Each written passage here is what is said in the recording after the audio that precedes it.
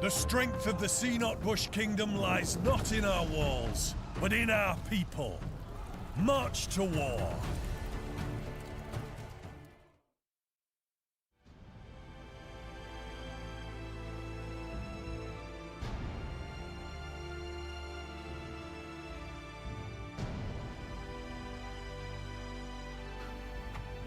Hello. Good evening.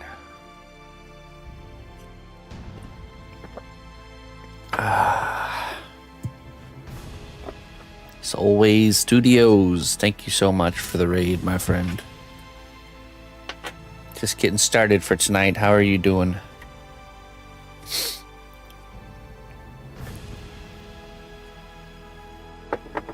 Alright, let's see here.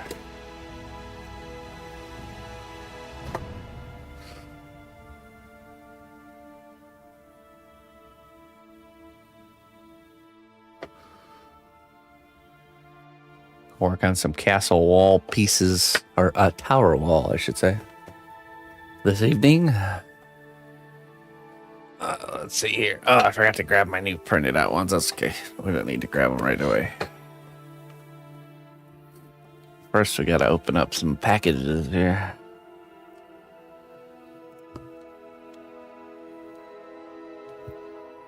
Tinkering around with some plastics. Oh yeah? Some assembly stuff today, or what do you got going on?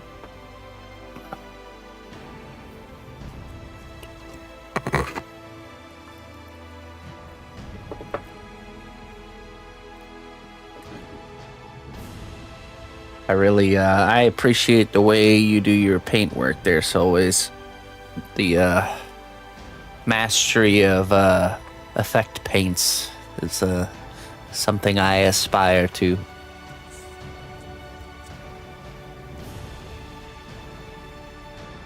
Right up the alley that I like, for sure.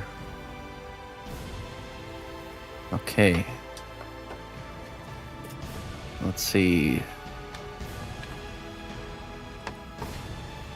Got some new molds here.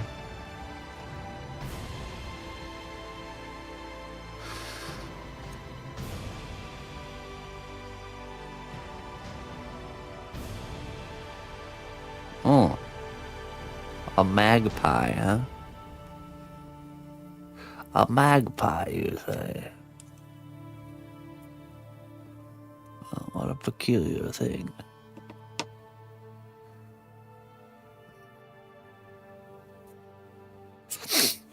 So we've been commissioned to do a piece for THQ Nordic for the launch of Gothic 1 Remake, and it's quite a task. It's a architectural piece of Xardas's tower. It's kind of like a dark mage or dark wizard's tower that's in the story in the game. So we've been on that quest of creating essentially our own tower model kit from scratch.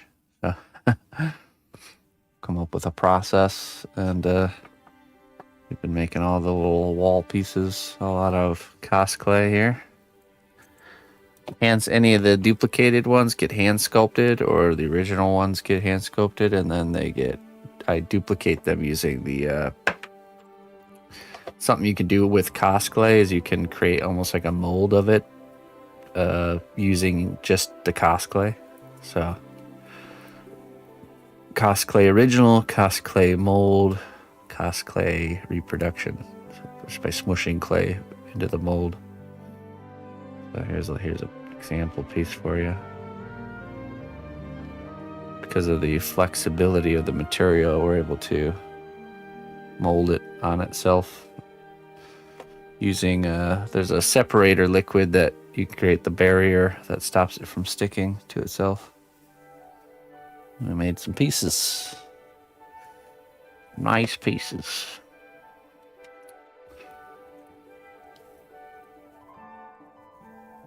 Yeah, it's called the C1 separator. It's just an air dry material you paint on the surface, and any surface you use it for a lot of reasons, but this is one of them. Where if you want the clay to not stick to something, you paint it on there, let it dry, and then just kind of sculpt over it. This is one of the uses. Another really good use is you can make form-fitted detachable pieces. Say I had like a character that I wanted to make detachable pauldrons or something. You'd sculpt the character and bake it, and then simply paint that stuff on the shoulder area, and then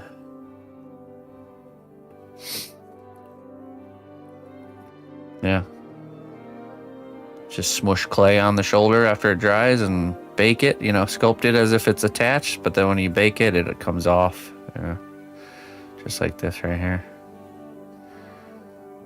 It kind of peels away. This one's a little bit more delicate because it's got these thin rails, but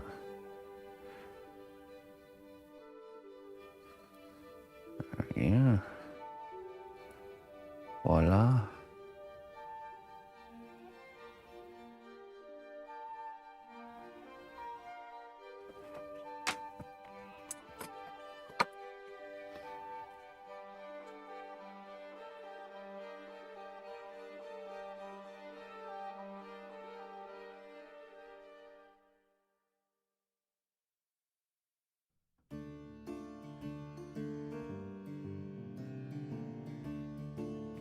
All right. Good evening, Captain.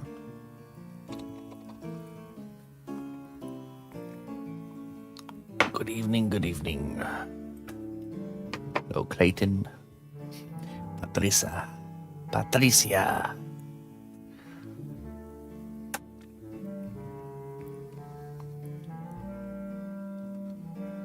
Captain, just go to sleep next time.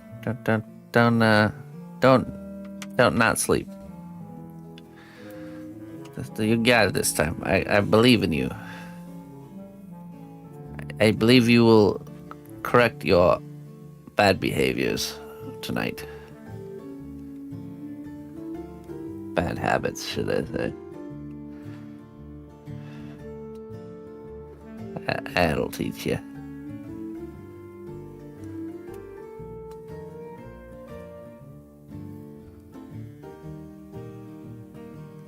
Oh, no, yeah, you gotta stay up. Do it proper. At least wait till 8 p.m. 3 more hours. Then you wake up at like 5 a.m., but you know, there's nothing wrong with that. Hey. The strength of the cnotbusch kingdom lies not in our walls, but in our people. March to war. Wexter, hey, thank you very much, my friend. Thank you very much. I appreciate that. Welcome in. Welcome in. How was your stream?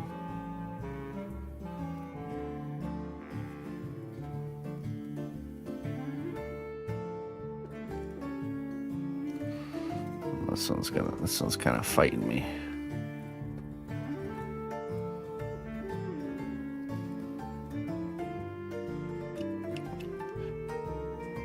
What were you up to there, Wexter?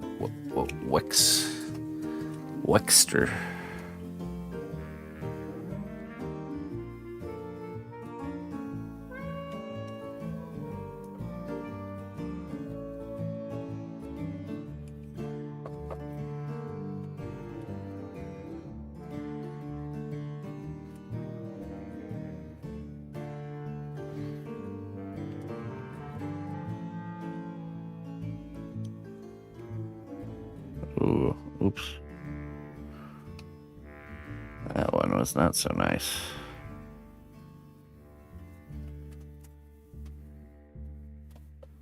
Huh.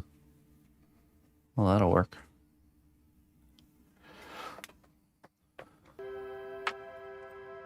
Hey, if we get the mold, then that's fine.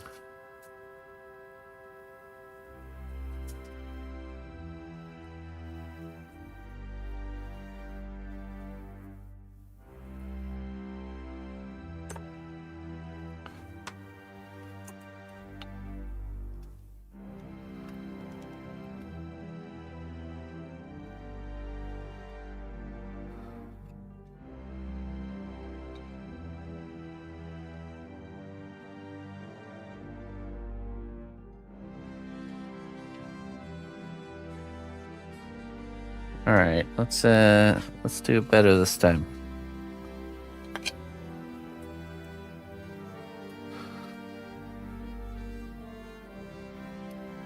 Raziel. Raziel, what is Raziel? Is that like an angel? Sounds like an angelic name.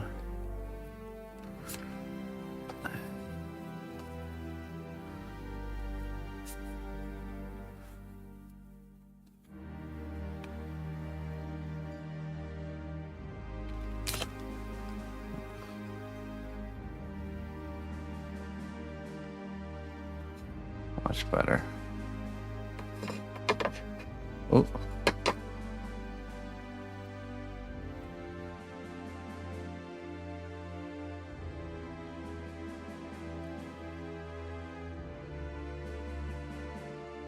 Legacy of Cain. Oh.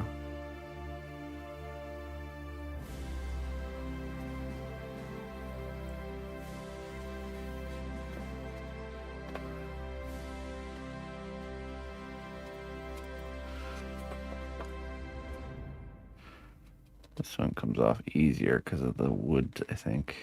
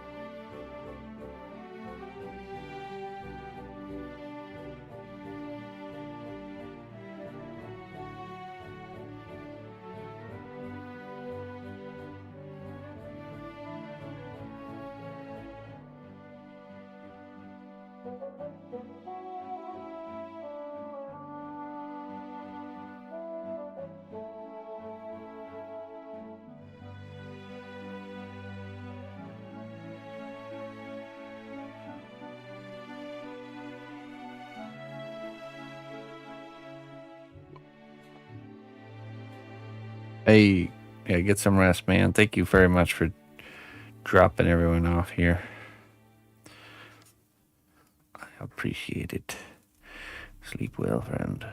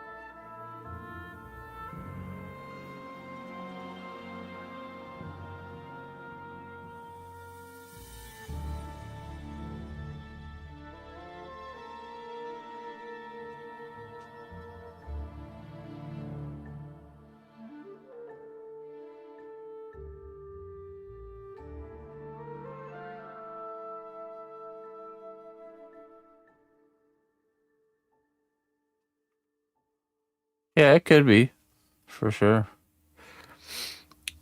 I have had phases of drinking too much coffee and also fasting from coffee.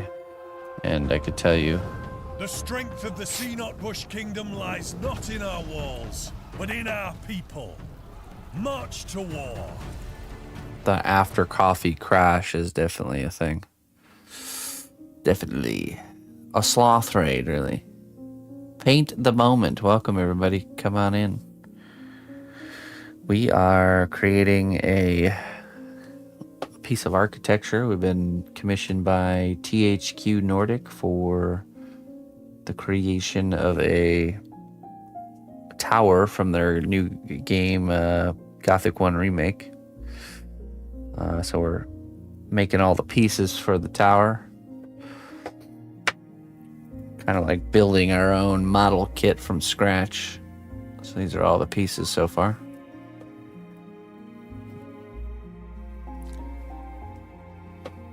All sculpted out of clay. It's a special kind of clay called cos clay that I use that's flexible like rubber, so we can make really durable pieces. Then I take the original pieces and I create a mold out of the cos clay. It's another special kind of aspect of this material, so we can mold it onto itself. Basically, I take the finished sculpted piece and I bake it and harden it, and then I paint on this C1 separator, let it dry, and then I smush clay on top of it, and then that creates this. Afterwards, I remove the original, paint the inside of the mold with that liquid, and then we smush clay inside of it to create our duplication. I think this is the first run of this one right here. Just want to be careful not to tear the pieces.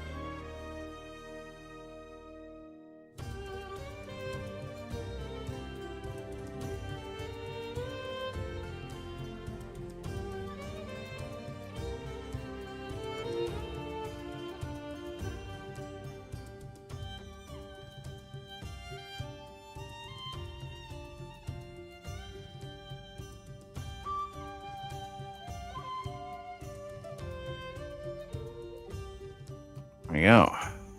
Gothic window.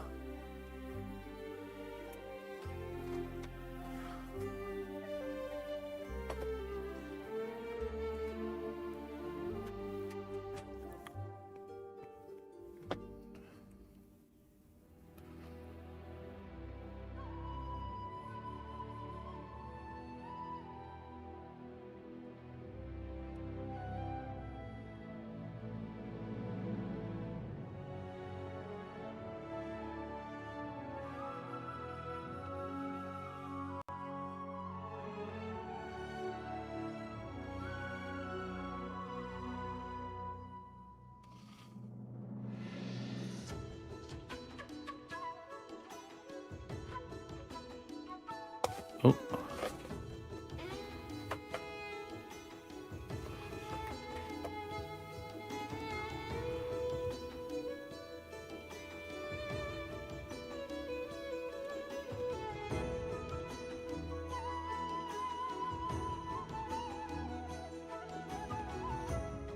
Window. Alright, 2 more pieces and then we'll have to paint all of these with the separator.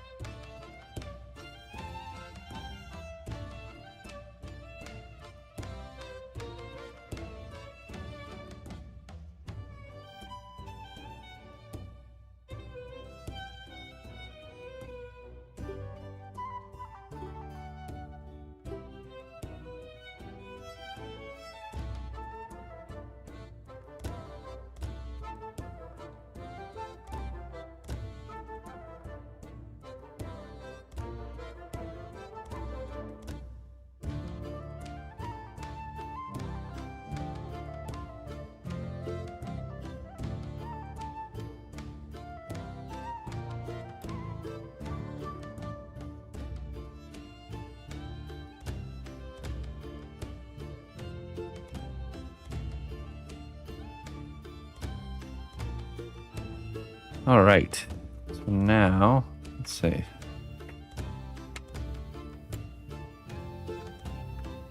Take all these guys and we're gonna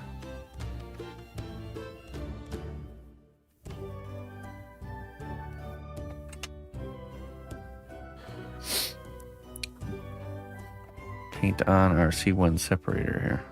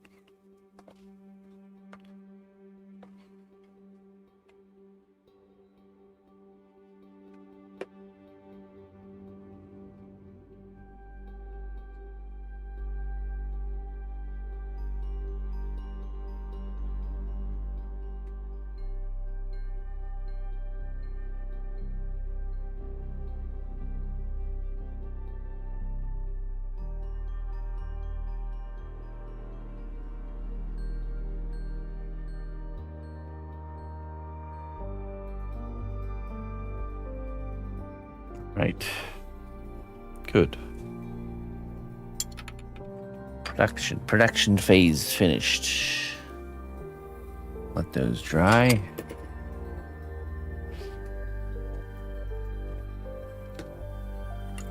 Now,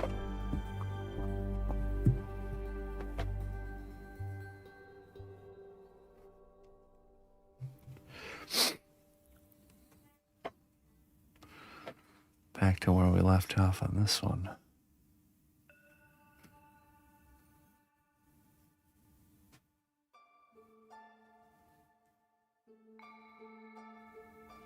Looks like we were figuring out the brick separation, and then we just got to do the texture.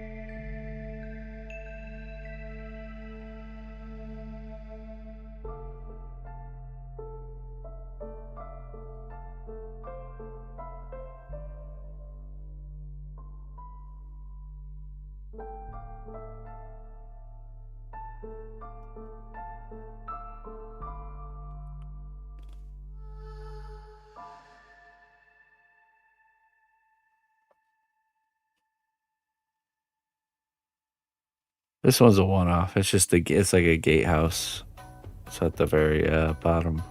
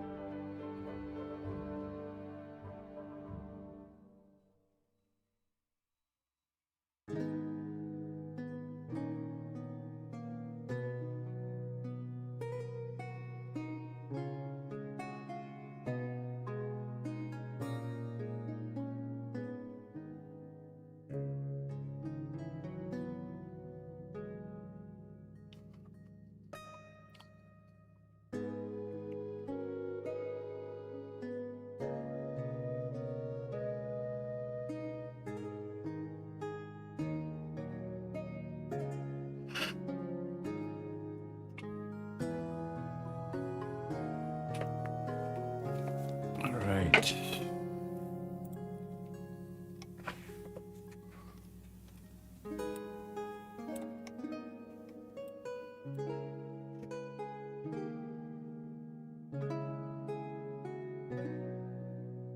Three tower kits.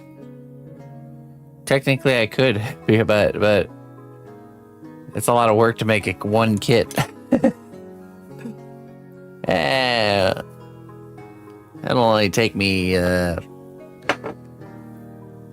20 days of production to make one kit.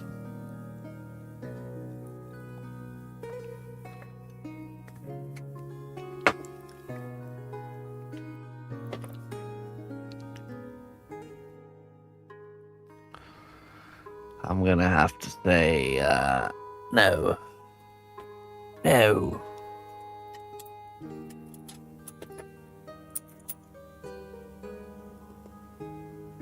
Make your own tower kit, Hugo.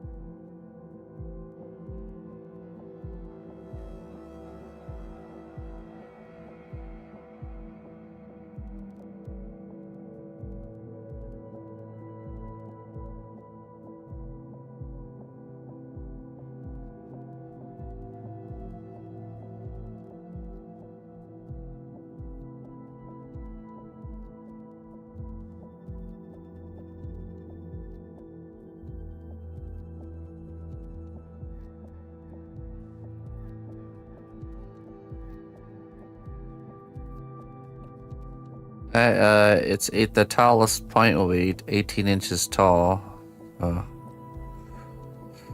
Probably about that size wide too.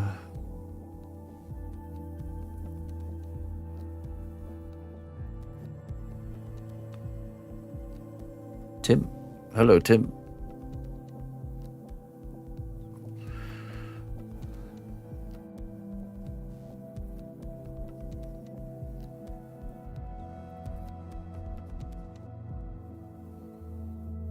What are you doing?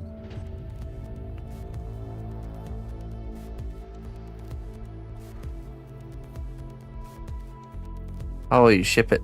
In a box, probably. It's not gonna be fragile. So I'll build it just like anything else, really durable. Ship it, throw it in a box, and punt it right out the front door into the mailman's truck.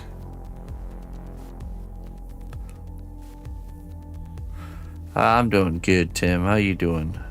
It's been a good, productive day.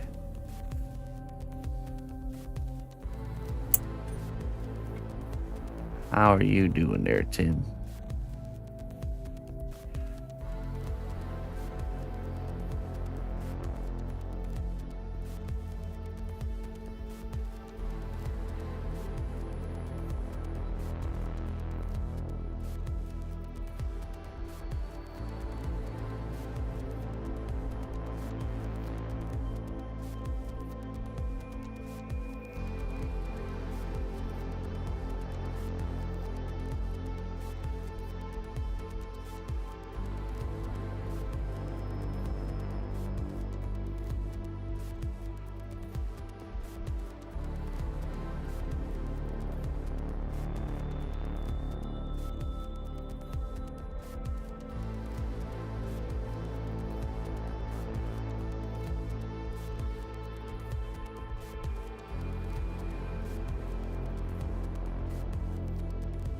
What does Emma think about Ronan so far?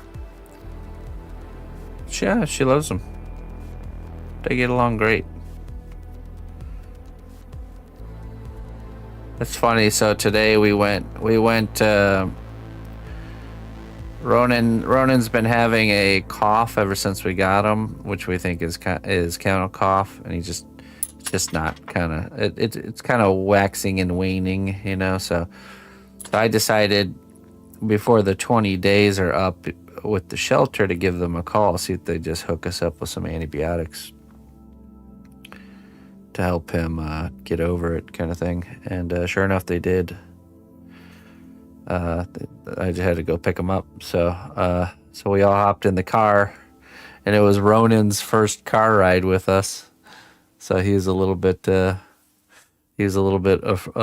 not scared, but a little nervous. And of course, the first car ride with us, we're going back to the pound.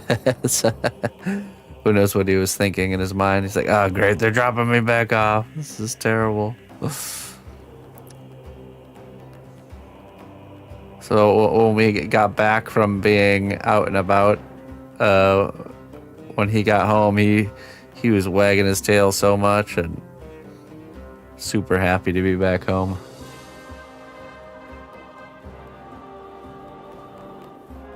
What are my roots?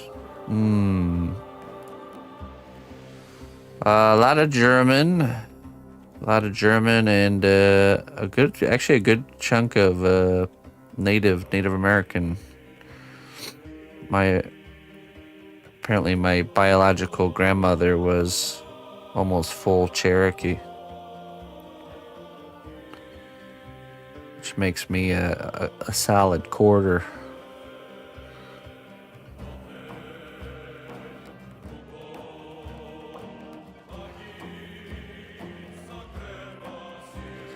Are your ancestors from Ireland? No. I'm sure I do have some Irish in me, but there's just a lot going on in my family history. Like anybody that that's descendants come from the melting pot of the world, you're gonna have a bunch. 164th? No, I don't think that's how that worked. That would make my biological father half, which would make me a quarter. I mean, I don't know. I don't know how that all works out, but that's how I always assumed it is. Cough sounded like a human cough. Yeah, yeah, he sounds like some old. We got some old man in the next room, like coughing up something.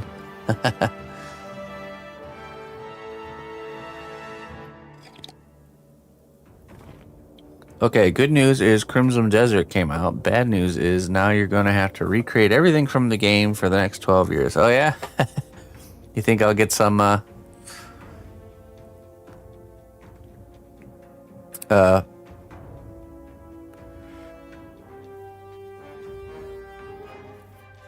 164th Cherokee?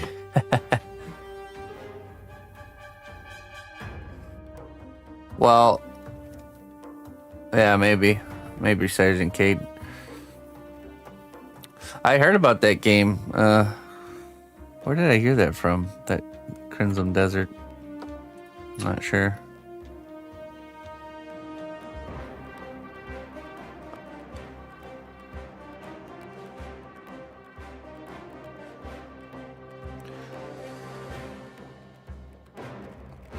Usually in my experience it takes there's two ways it can happen. Either there's a huge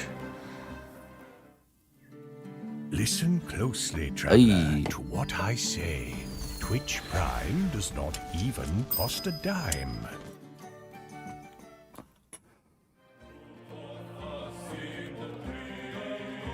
Mr. Sushi, how you doing, my friend? Oh, yeah, that's a Prime sub. Put that back. I'll put that back.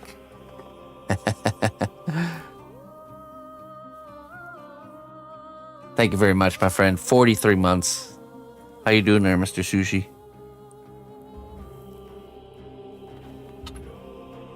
Oh, there's the thunder. We're expecting a storm.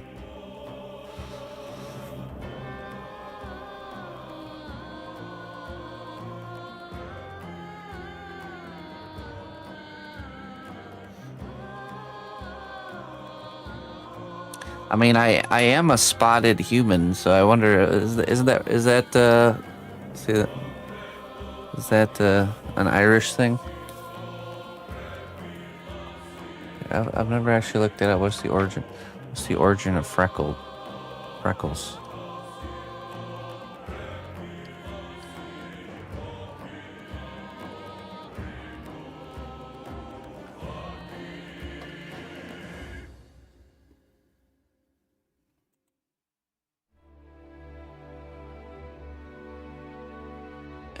MCIR gene.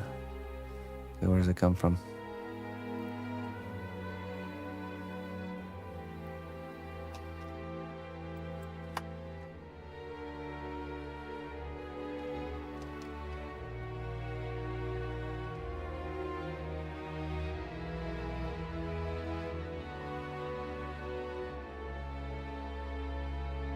Ireland, Scotland, Wales, Celtic countries. Huh.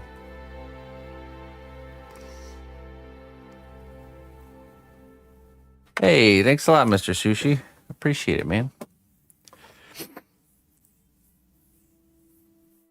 Oh, interesting, yeah. I guess it's not really tied to a particular area.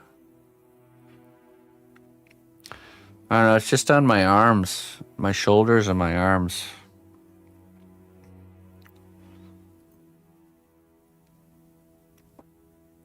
I used to when I was younger. They used to go across my nose too, like the classic freckles, but they disappeared when I got older.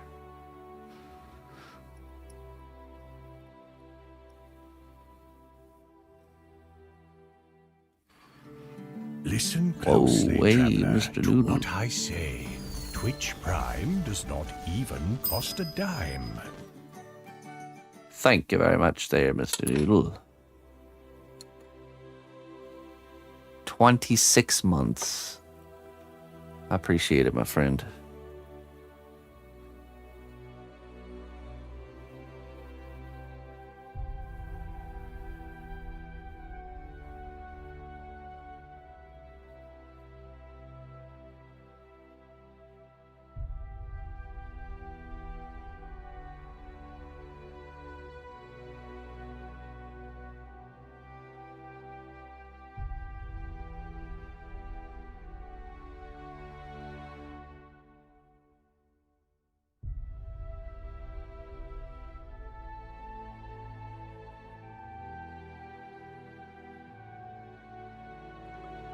11 years. Noodle Ninja. I appreciate it, man. Thank you so much for sticking with me and supporting me through my career here. My life.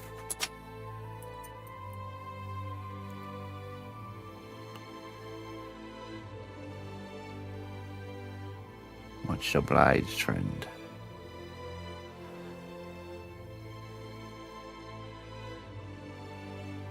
This journey, yeah. This, whatever this is.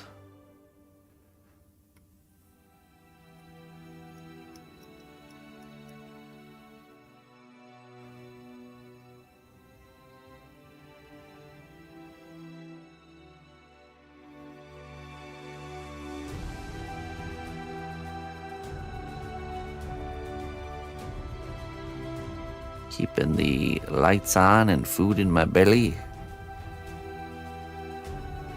Noodles in the bowl.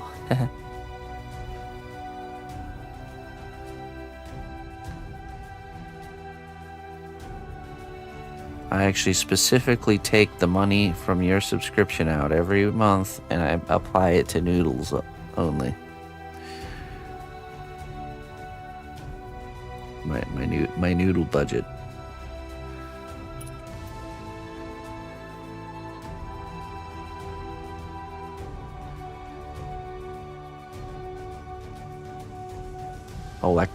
Electrician sushi goes towards the sushi and electric budget. Electric bill. Power bill and sushi bill.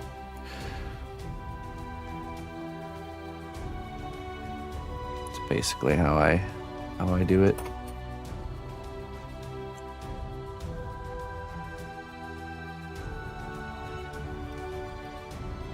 Pilgrimage. Noodles.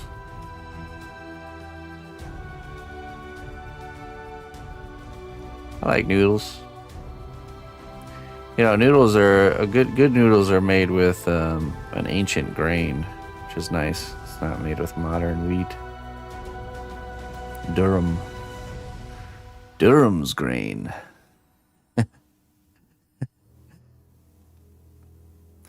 Durin's grain.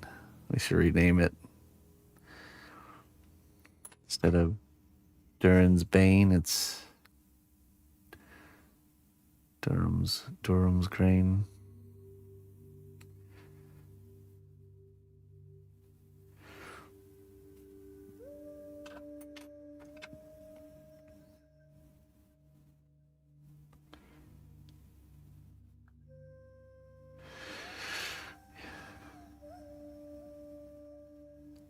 Yeah, I like sushi. We I did homemade sushi at one point.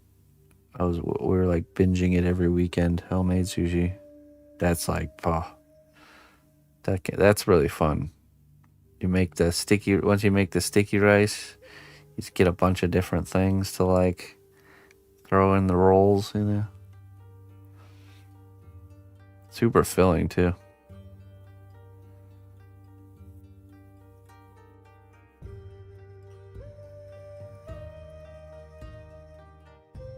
Grains and breads.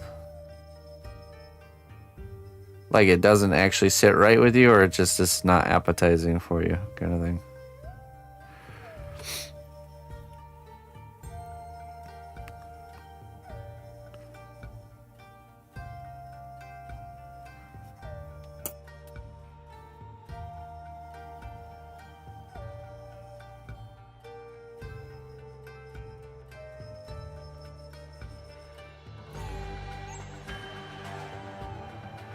Eat bread is heaven.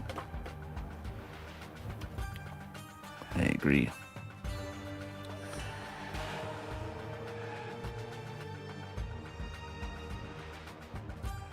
Yeah, I mean, if you went to Germany one time, you would change your mind about your bread. Your lack of desire for bread will be changed. Like, no joke, literally the front of every, like, store, even if it's just, like, a home improvements store, has, like, a bakery. Like, not just, like, some, like, mass-produced garbage one either. It's like really good stuff, like next level stuff. Every shop has a built-in front of the store bakery. They don't mess around with their bread over there. They take pride in their bread.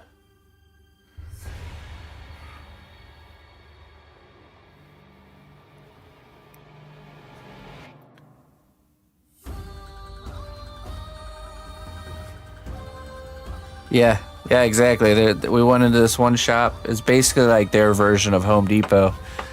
And you go through the front door and off to the right, straight ahead is like going to Home Depot, but off to the right, where they normally have like the carts and stuff inside, they have like a bakery.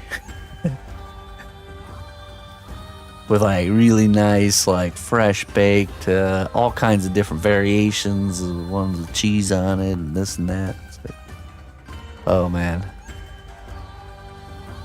it's next level stuff, I'm telling you.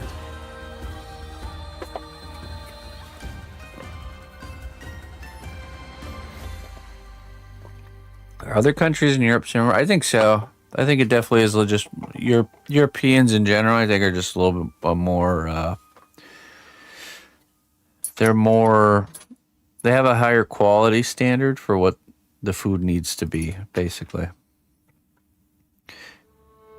that's one thing. I think that's the one thing I've learned the most from going from America to Germany, a country like Germany, is the amount of quality the people expect really does determine the quality that you'll see on the shelves. So like, because it's not just food, it's like we went to this store that's like basically like the equivalent of American would be like that store where everything costs $5 or something like that.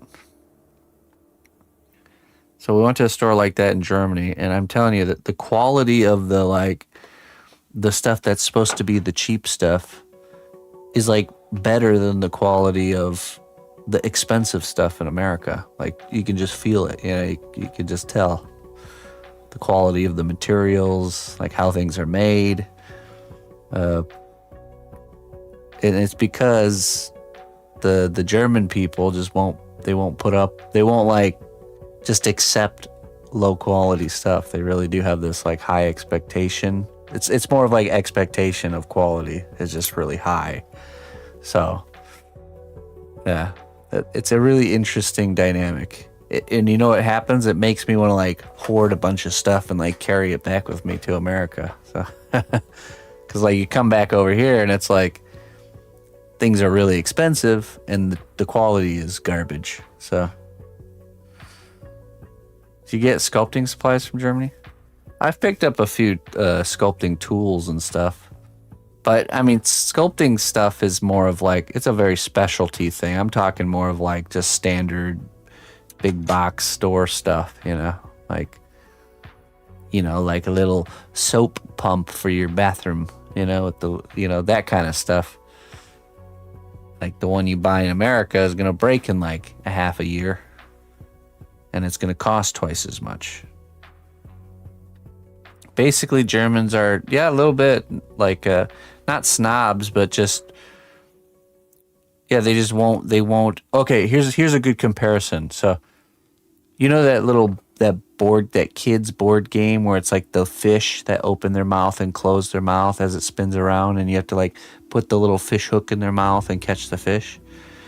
The difference in the quality of the one that was over in Germany compared to the one that we have back at home is insane. Like even the like weight of each of the plastic fish, like these are the kinds of things I just notice. I don't know. I can't help it. It's the way my brain is. I think it's because of what I do, but I just notice like the quality of the hinges and the hardware and the thickness of the plastic and all that stuff is just like, it's just superior. Like, and it makes sense if you're a business, right? If you're a big company and you're producing products, you're gonna make make it as cost effective as possible.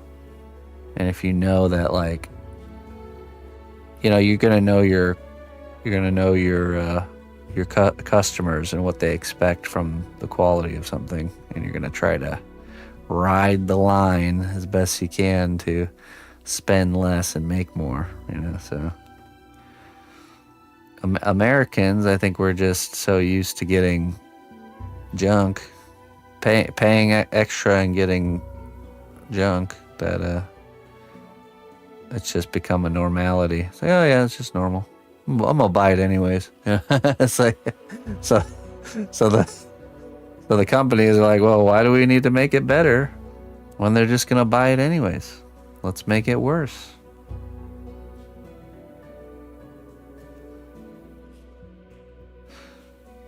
It's a mentality thing. Like,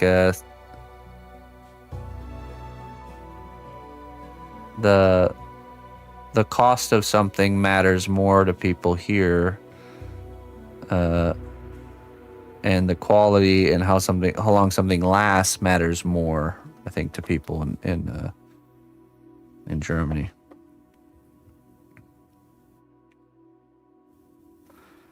Which is why boycotts don't work in America. Exactly, because there's too many people that will just buy the bad stuff. Like, it's cheap, I'm just gonna buy it. Like, you're gonna buy it 4 times in the time it would, you know, you're gonna have to buy that same thing 4 times. It's actually more expensive in the long run, you know, if you have to replace it more often. But I think most people don't think that far ahead, you know. It's all tiresome, I know, right? My father-in-law says I'm too poor to buy cheap stuff. And it's so true when you really think about it, you know. It's better to not buy the thing and save your pennies and get one that's gonna last a long time. Because otherwise you're just digging yourself into a hole.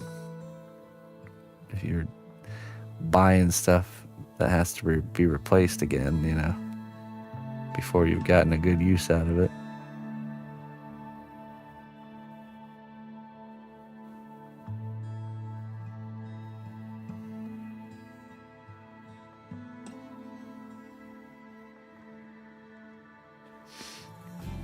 Old man Bob was over the other day. He had brought me a brand new a new garden tool, new old garden tool. He finds old stuff that he refurbishes and he gives to me, like especially garden tools. And I was thanking him about the one that he gave me a couple years back is a hay fork, a real big pitchfork that I use a lot. And he was talking about how the old one he gave me is made out of cast iron, the forks.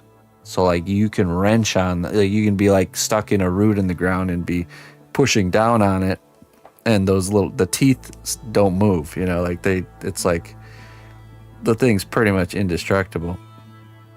You could go buy a brand new hay fork today, and that thing's all bent and twisted and, you know, mangled in like a year or 2 of use. Just because of the quality of the metal used. So that's why I like getting old garden tools, because the metal they used back then is better than the metal they use now. So. And you know the term tools of the trade was literally the metal part of the tool.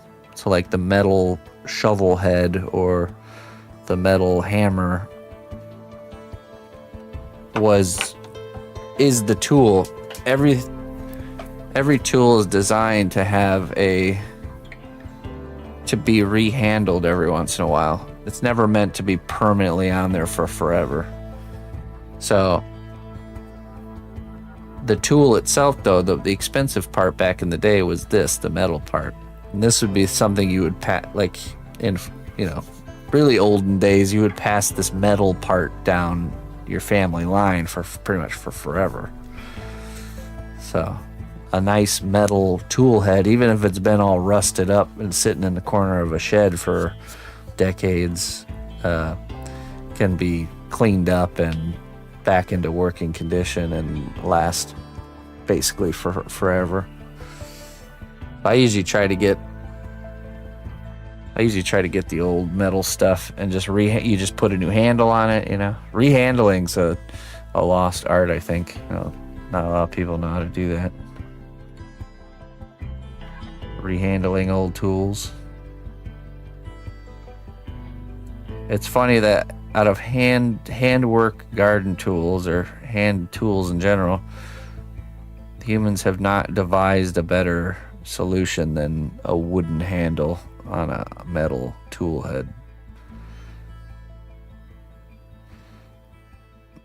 Just it's the best way to do it, and it's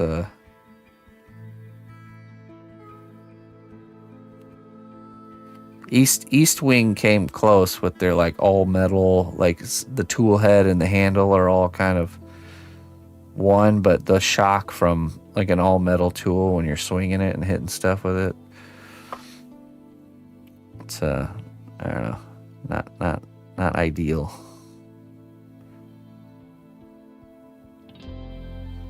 Wood is definitely better.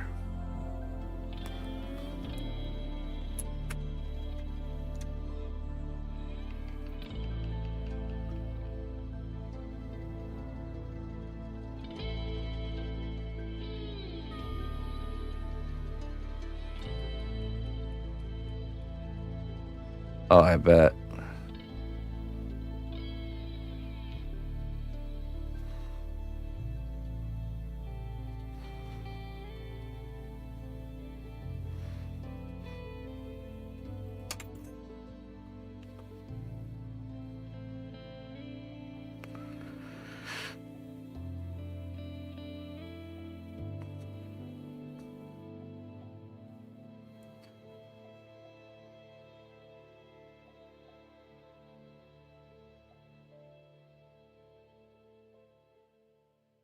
So I love going to farmers markets so much.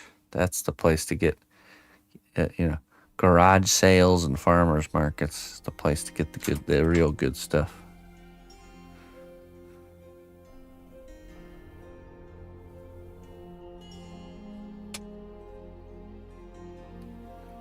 It's also nice that there's a lot of,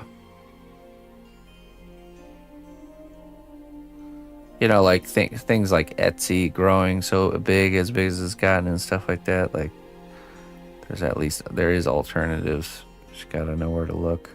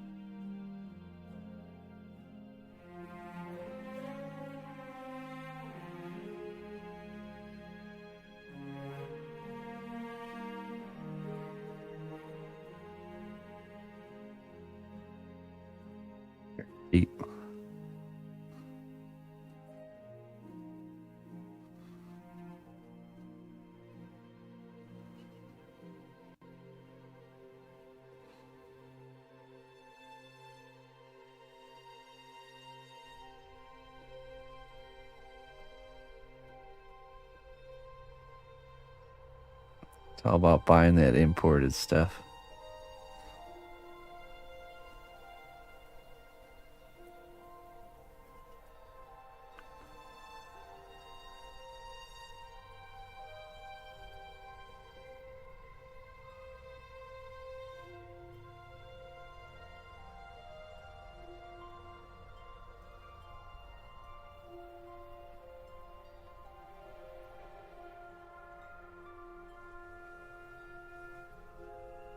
It's either small business or import, basically.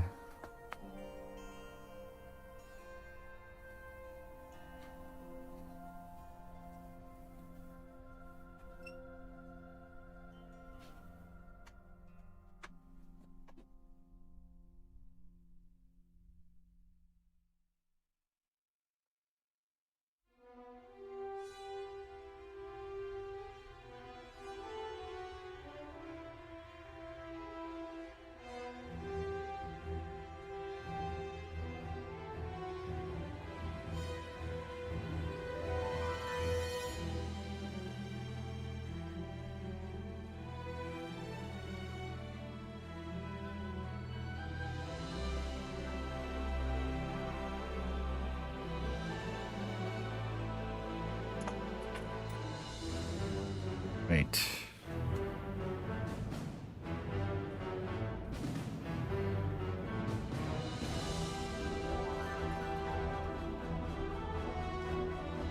Now we cut this out and get this cooking in the oven. Hey, what's up, Luna?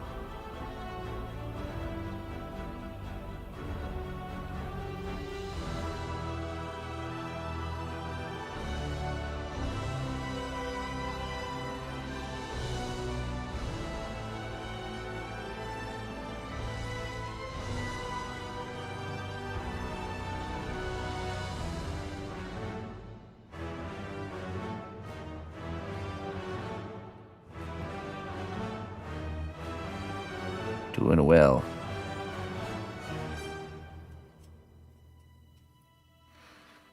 Doing very good.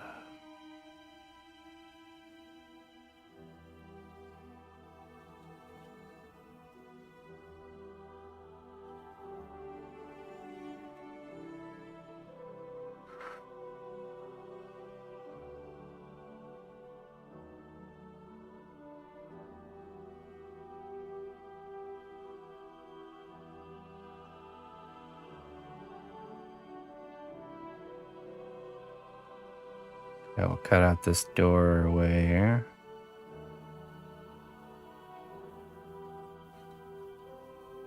We'll add a door after it bakes.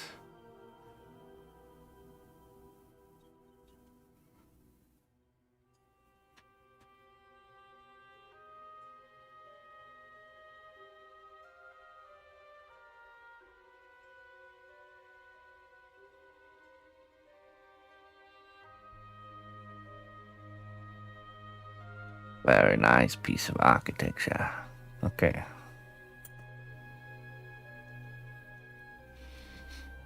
Let's see. I also printed off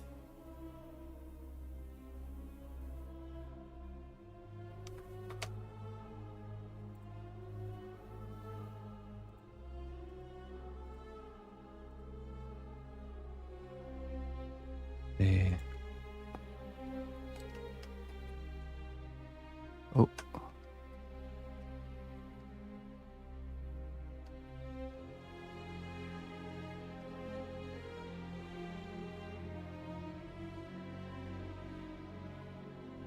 there's that. Okay, that piece.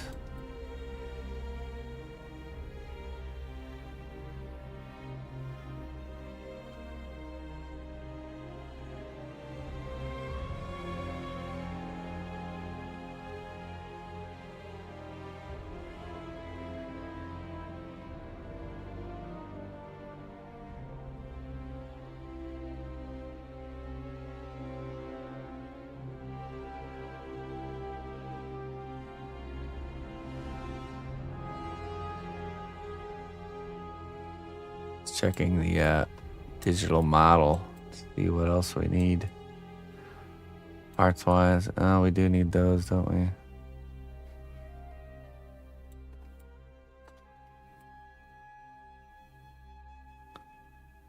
Is there really only 2 of them? Oh my goodness.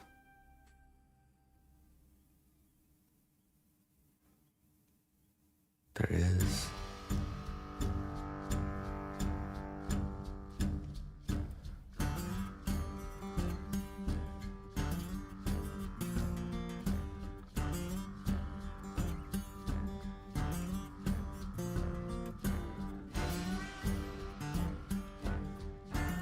All right, let's see. I need to do a measure here.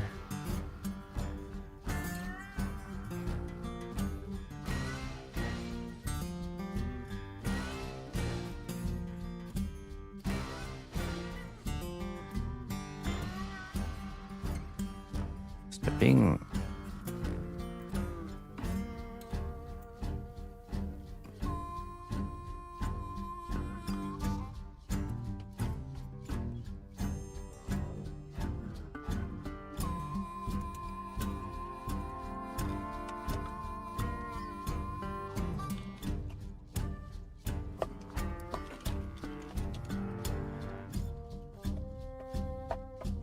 Right. Just printing off our next piece here. One moment. 2.17 inches resize image.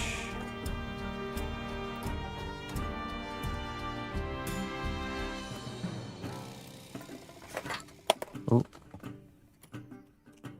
2.17. 208 pixels. 208.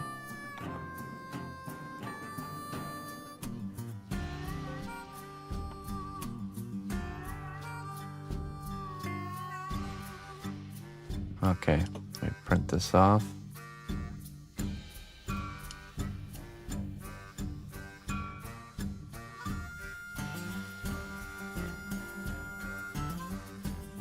All right, I'll go put this in the oven here, and I'll go grab those print off so we can do the next parts. I'll be right back.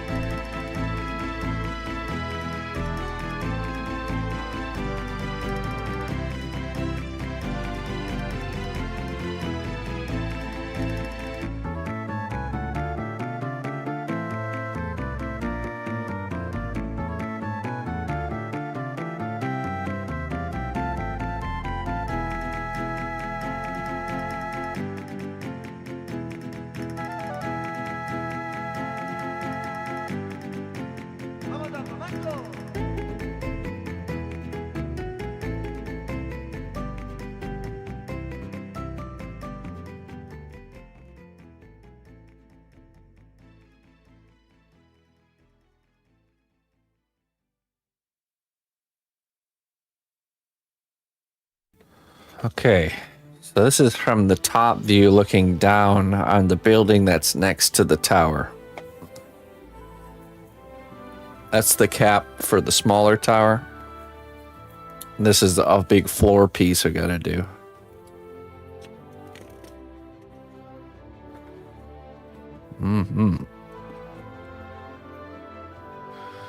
Then one of these, we gotta do one of these.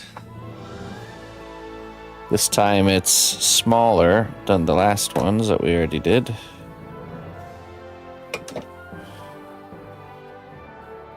It's quite a size difference. So there's only 2 of these. Those digital artists, so convenient for them to just copy, paste, and size it down. They didn't even realize how much work they just made for me. You couldn't have just done these ones, huh? Had to just copy, paste, size it down. And then we have this. This is about the height of the smaller tower. So this is the whole. This is the hole from the base to where the start of the kind of the cone-shaped peak is. This is one of the wall panels. So there's, however many that go around the tower. And then these things you can see are right here. Like that. So we're just doing the wall piece that's behind it, basically.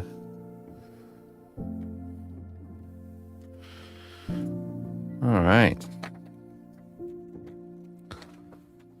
We'll start with the floor, I think.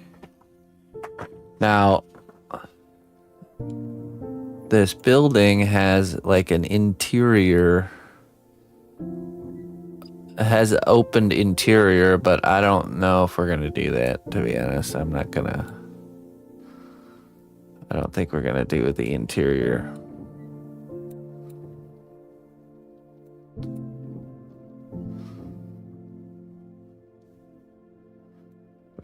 We're not doing the inside of the building and the outside. Just sticking to the outside here. So we'll have to creatively. I'll probably just black it out, to be honest. Just be flat, all blacked out.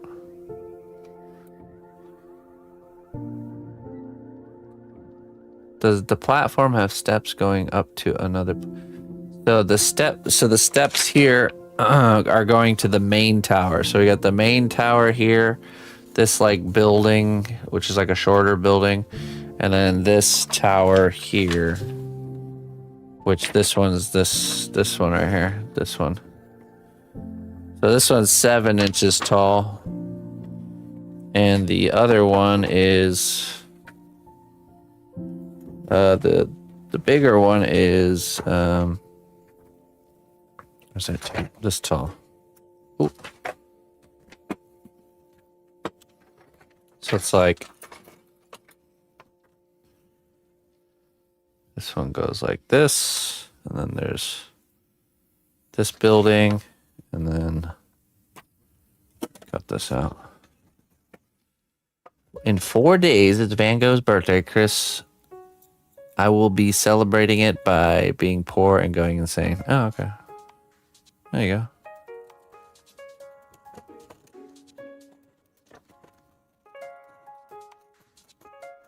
But it's not his birthday. Because he's not alive. He's dead.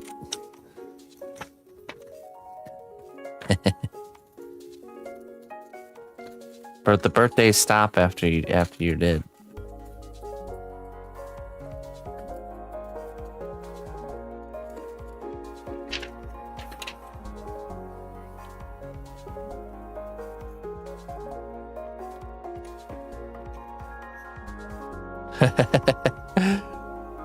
So this goes like this. So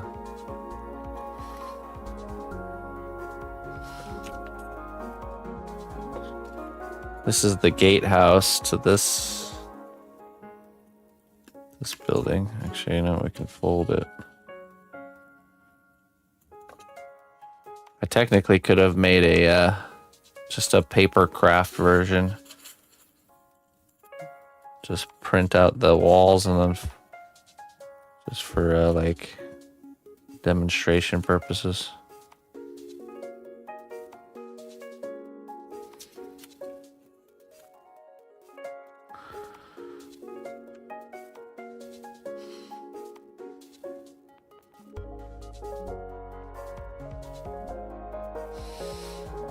Cool.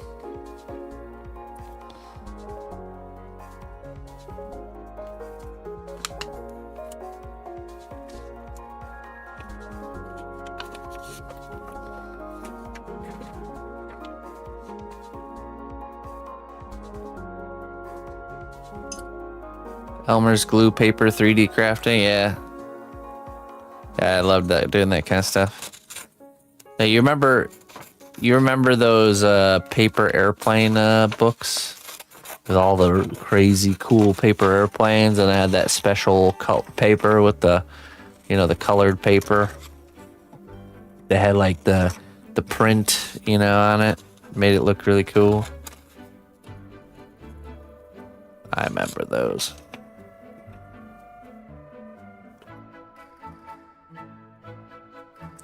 I think last time I was in Germany, one of my nieces and nephews had one of those books. It was a lot of fun. Brought me back some good old memories.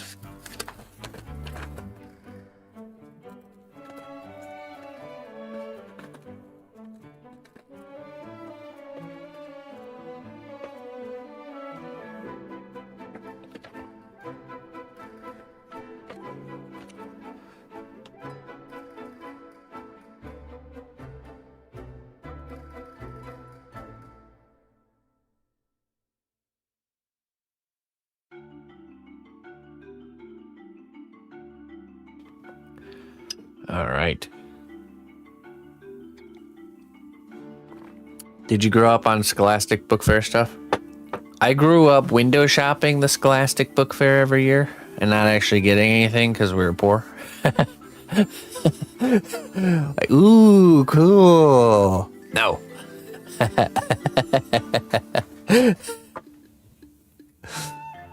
It all looked great. You remember when they used to have like the Scholastic Book Fair at the like library? You'd get to go down and look at everything.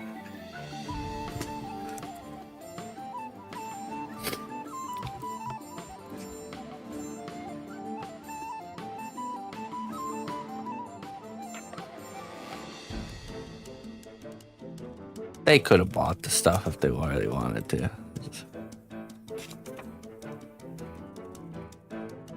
Okay, parents.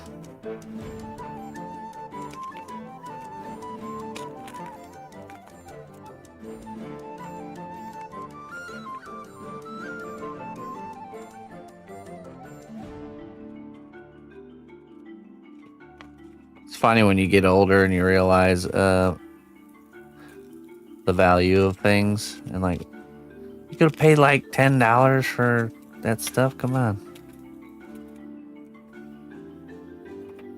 acting like it was gonna make us starve if we bought Scholastic books.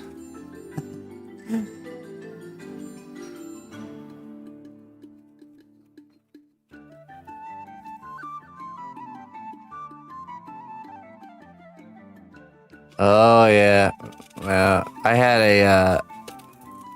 had a Duncan butterfly yo-yo. Back when yo-yos, there was that phase when yo-yos were like super cool all of a sudden. There was the fireballs and the brains, the screeching string, that would make noise when it would spin.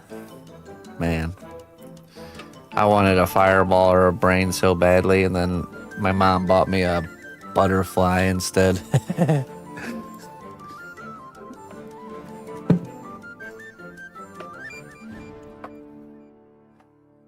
I felt so lame with my butterfly. Like when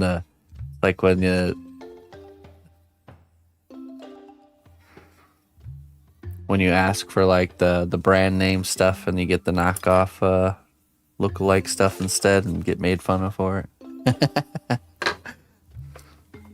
It's like a classic part of like most 90 kids like story. Gotta get them Payless shoes.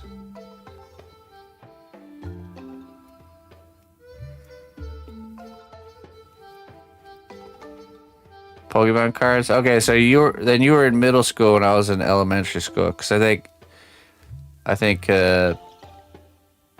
yeah, Pokemon and Yo-Yo are around the same time, and that was I specifically remember it being the elementary school playground.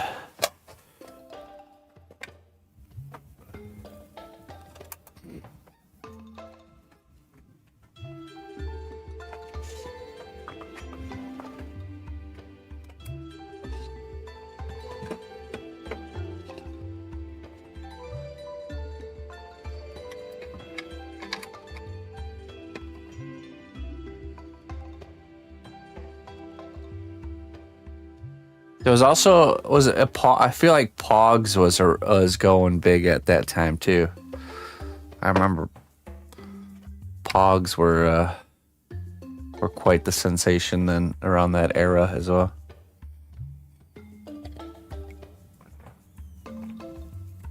And then it went from that to by the time I got to middle school, it was Pogs were a little earlier, okay, and then Furbies were around that time, and then a little bit later when I got to middle school, it was skateboarding. You know, Zero and what was it, Element, and you know, Tony Hawk's Pro Skater 1, Tech Decks, like it was just everything skateboard.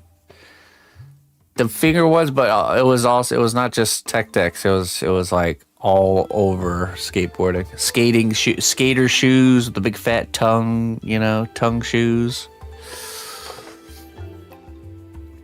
Yep.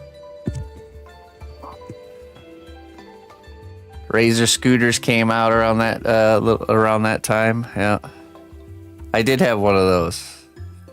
I had one with green wheels, and my brother had one with red wheels.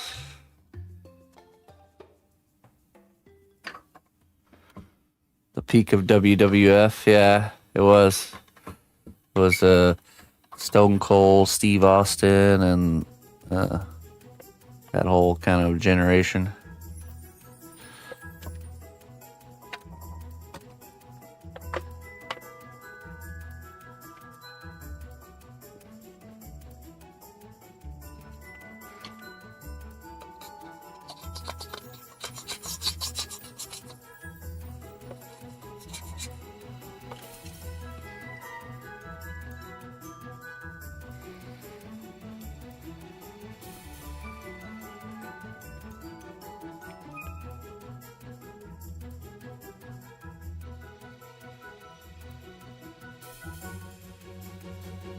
I didn't get too much into wrestling, but it was definitely, there was some things you just almost like couldn't avoid.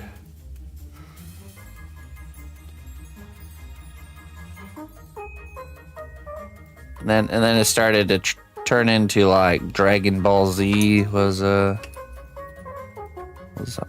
getting pretty trendy.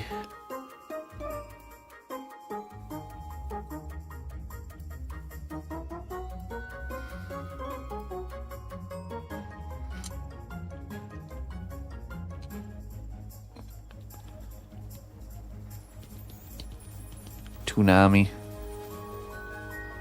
And behind the scenes of all that stuff was going on, the rise of the internet and computer was kind of gaining warp speed till it finally bursted out of there and consumed and took over everything. And here we are.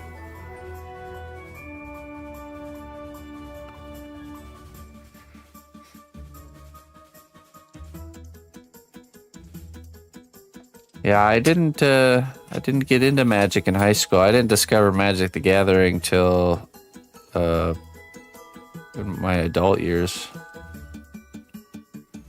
I was probably like 21, 22 years old. Was super into it for a while.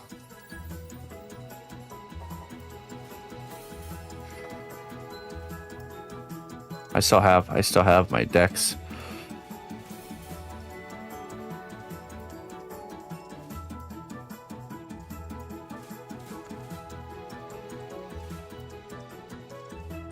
It's funny. It's funny because you remember your parents always having those like pieces of their younger years that they just like dust off out of the attic every once in a while. They like get this old dusty box out and there's like these cool little relics from their past. I don't know if you ever had that experience. For me, it was my dad had this box of model cars that he had hung on to, you know, just a bunch of half-finished car models and stuff.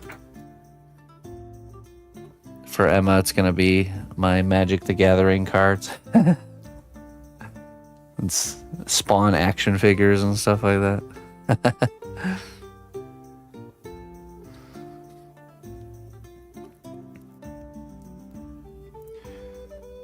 You didn't collect. I didn't collect it either. I built decks. So I had a friend who had like an insanely huge collection, like one of those like boxes and boxes of cards. And he would host Magic tournaments and stuff at his house, and he would let you build decks from his cards. So he would just let people, basically, you would just go through his cards and build your own deck. And that was it. That was awesome. So you'd get like a pretty good constructed deck going with his cards, and then you would go to this place called Coins, Cards, and Comics, where you'd fill all your holes. So like, say there's a card you really wanted 4 of, because you could have a maximum of 4 of each kind. You would kind of get the rest of them from there. And Rage Toys. Not sure if I know what those ones are.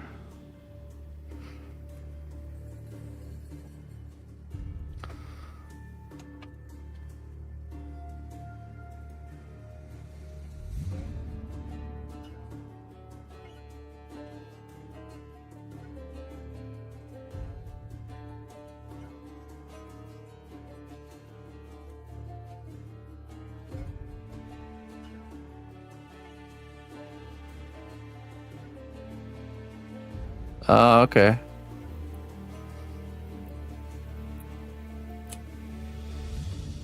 Yeah, I love my Spawn action figures. Are just super good quality stuff, man.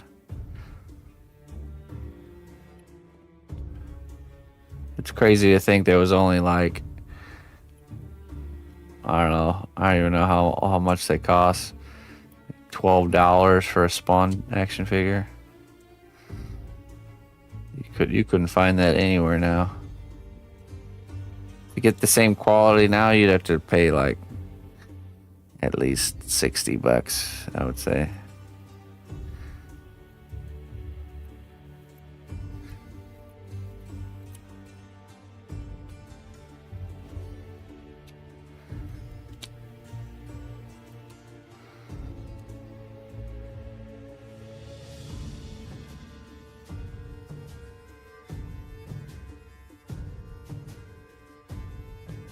Hey, what's up, Phoenix?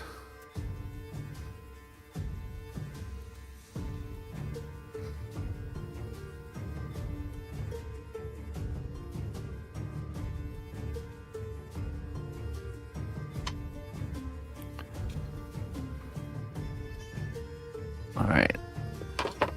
Let me see here. There is 0 texture shown on this floor, but we're not.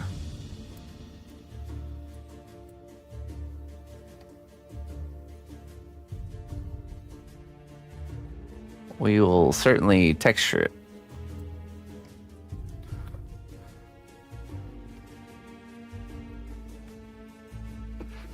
Just gonna be one big brick pattern, pretty much.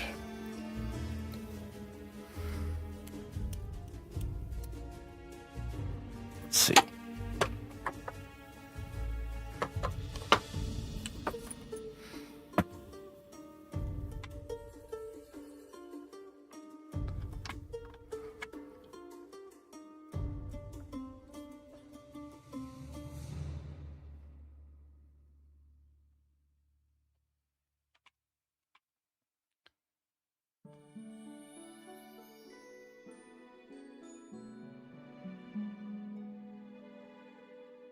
see here.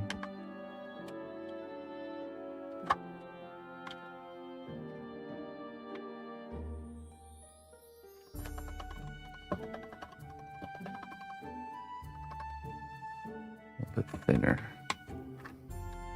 Go 6 maybe.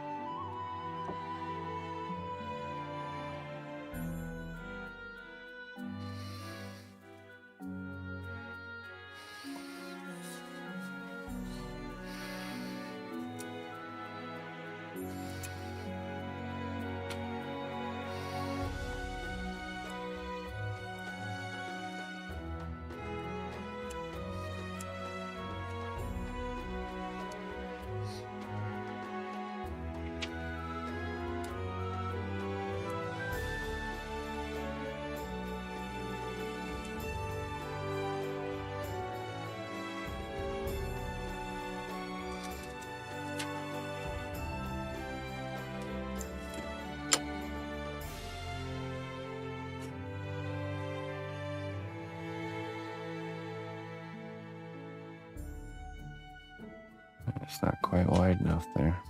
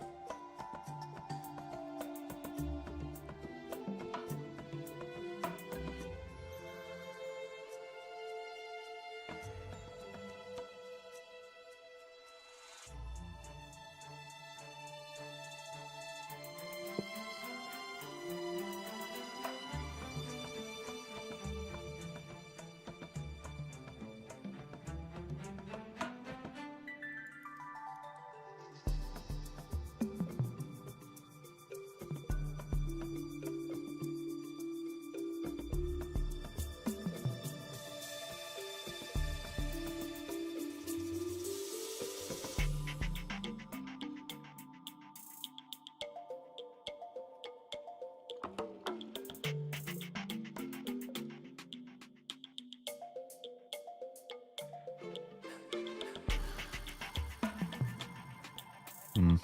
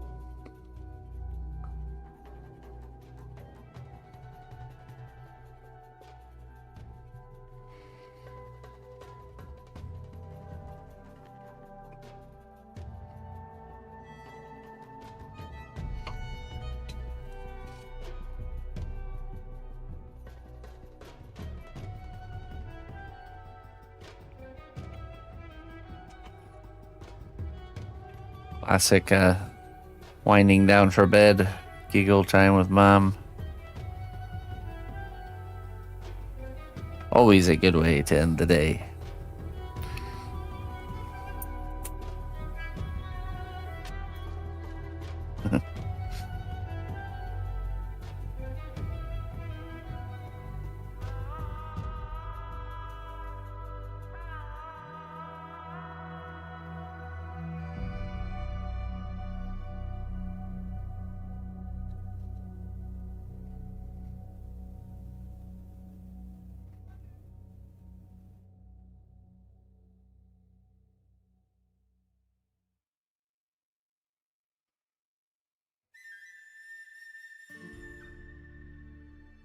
How you doing, Funka?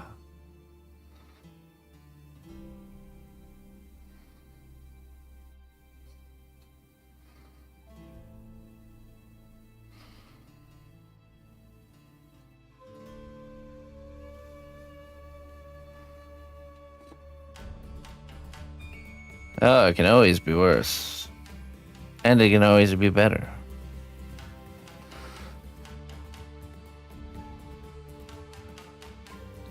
Weren't you gonna be going on a adventure? How did that pan out?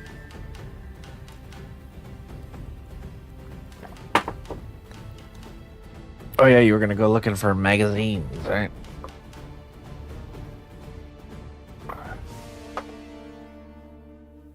Wait, was that you? I'm thinking of somebody else.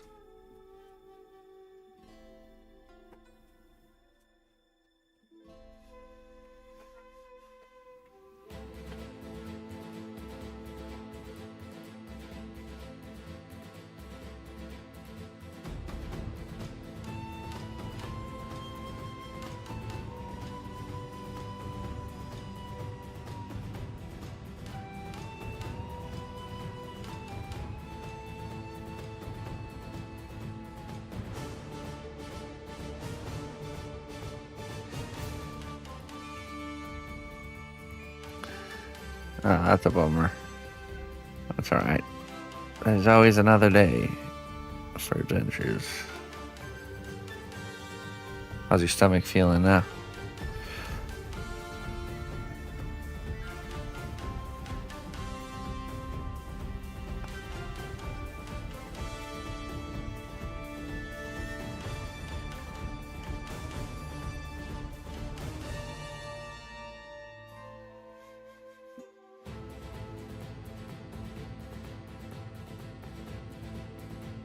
Oh, there's thunder.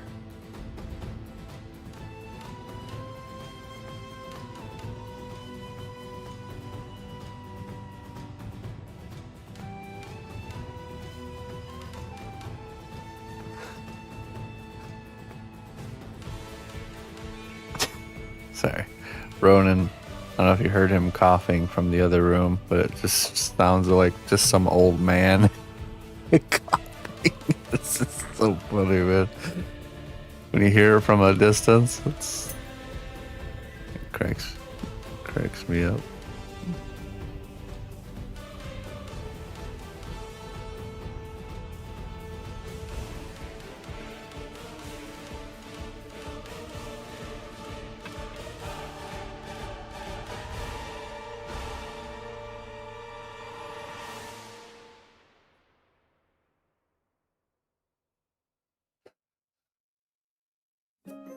Interesting.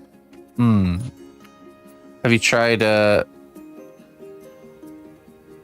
doing like an elimination method to try to see if elimination diet where you like basically remove everything from your diet and then slowly reintroduce things to try to kind of maybe pinpoint what's actually causing it? I don't want to talk about what I've tried. Okay, yeah, fair enough. Fair enough.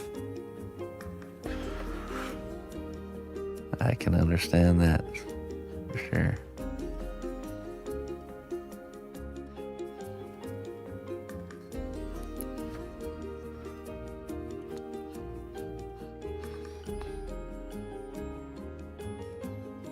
Yeah.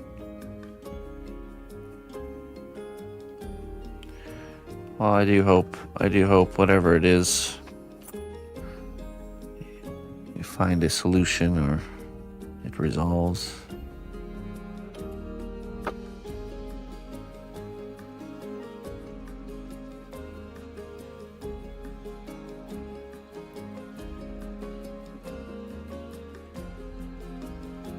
Yeah, we got Ronan some meds for his old man cough.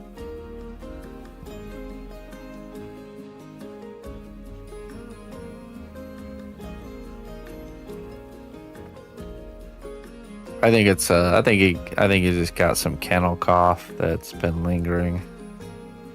So they gave us some antibiotics. Hopefully clears up for him. It's only at nighttime. That's interesting. It's not an issue practically at all during the day. Even when he's laying down and stuff like that. It's interesting.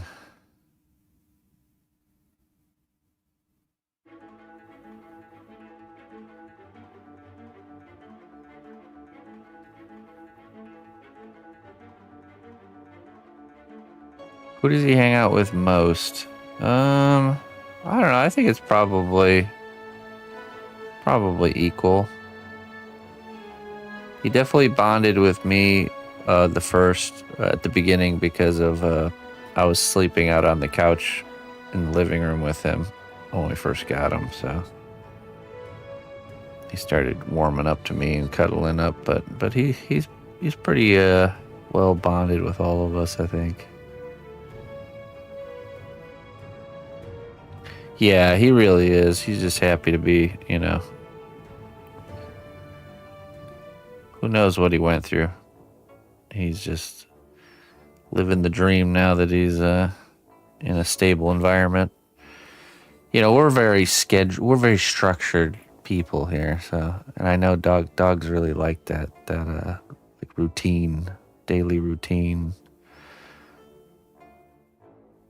You can tell his anxiety and all that stuff has gone way, way down. The only time he has a flare up is when he sees Millie, our next door neighbor dog. He gets super stressed out when he sees her and starts barking and gets an adrenaline rush. So I'm guessing he had some either altercations with other dogs or something about larger dogs and stuff. He really he gets in this like fight or flight mode.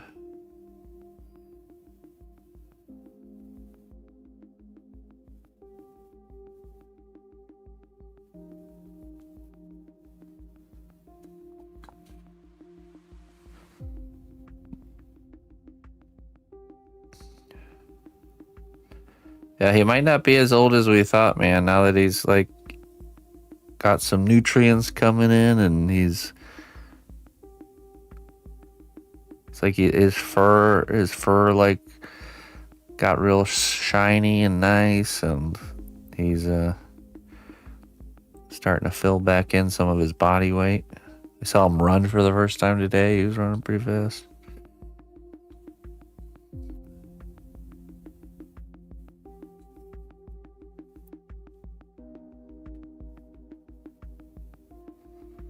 He's doing good. Very good.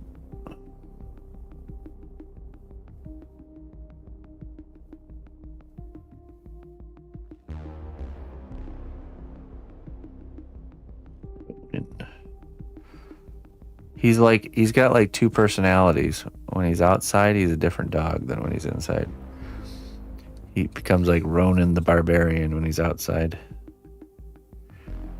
And then when he's inside, he's like Ronan the Gray.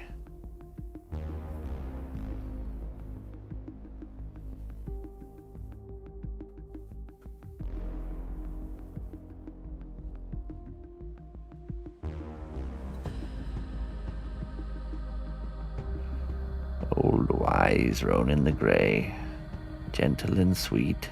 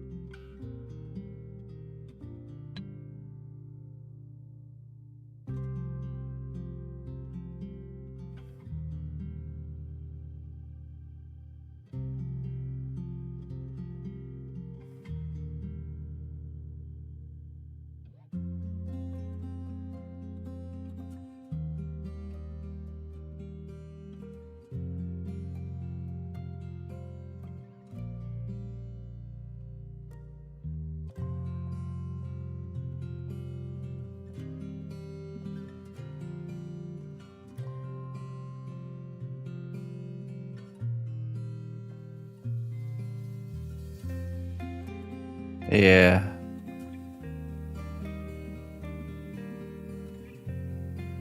I'm glad you have them.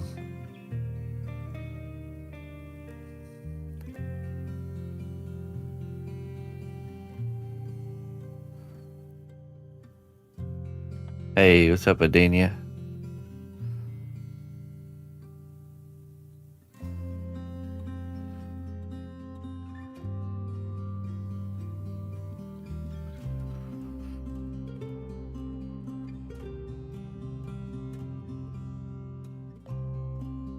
Us humans are not meant to be solitary creatures.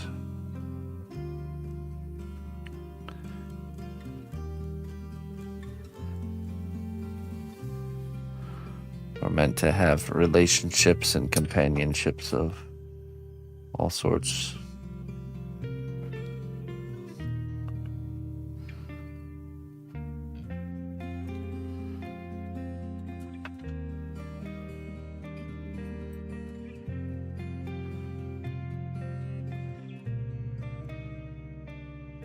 You really see that in the, you ever watch the show Alone? It's one of my favorite shows. Basically, hardcore wilderness survival. People get dropped into like Alaskan wilderness and have to survive as long as they can, completely alone. Last one that stays out there gets like $500,000. It's like 10 of them. 10 people usually. And it's amazing how many people tap out because of the loneliness factor. You made quite a few sheaths for contestants on that show. Oh, really? That's cool. That's awesome, Diomedes.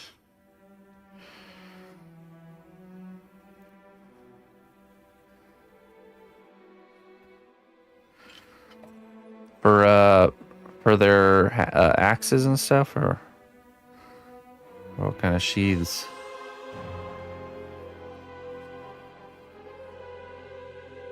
That would not be why I tap out.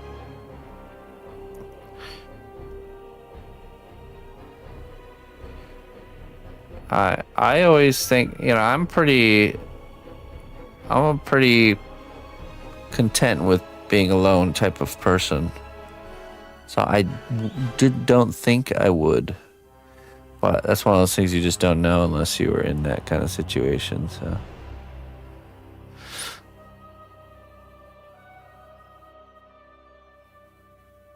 Nicole. Yeah, I have a book made by her, Diomedes. Like a natural plant remedy book. I tap out because of the survival part.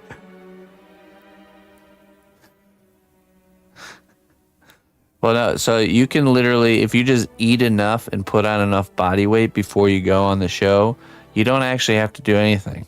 You can just sit there and burn the calories that are on your body. One of the seasons, there was a guy that basically did that and got to he was down to the last 3.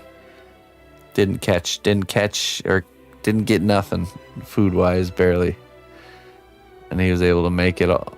He would have been able to make it all the way to the end. I think he tapped out because of the family factor, the being alone and wanting to get back to his family. He could have won. As long as you find potable water.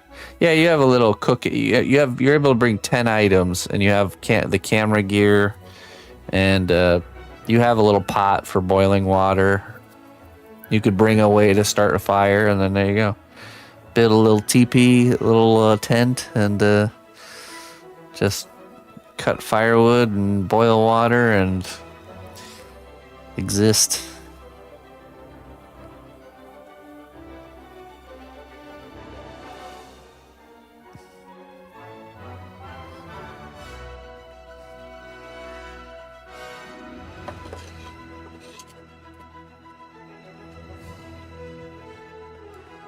Oh, really, Diomedes?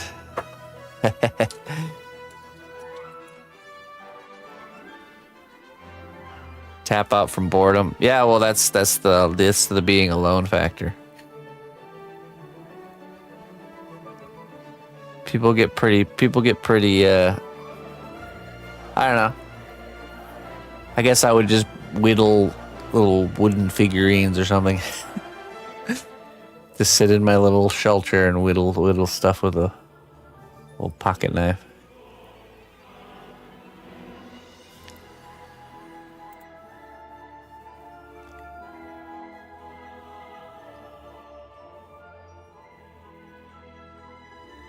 It's funny that boiling water is the simplest and most technologically advanced thing ever done.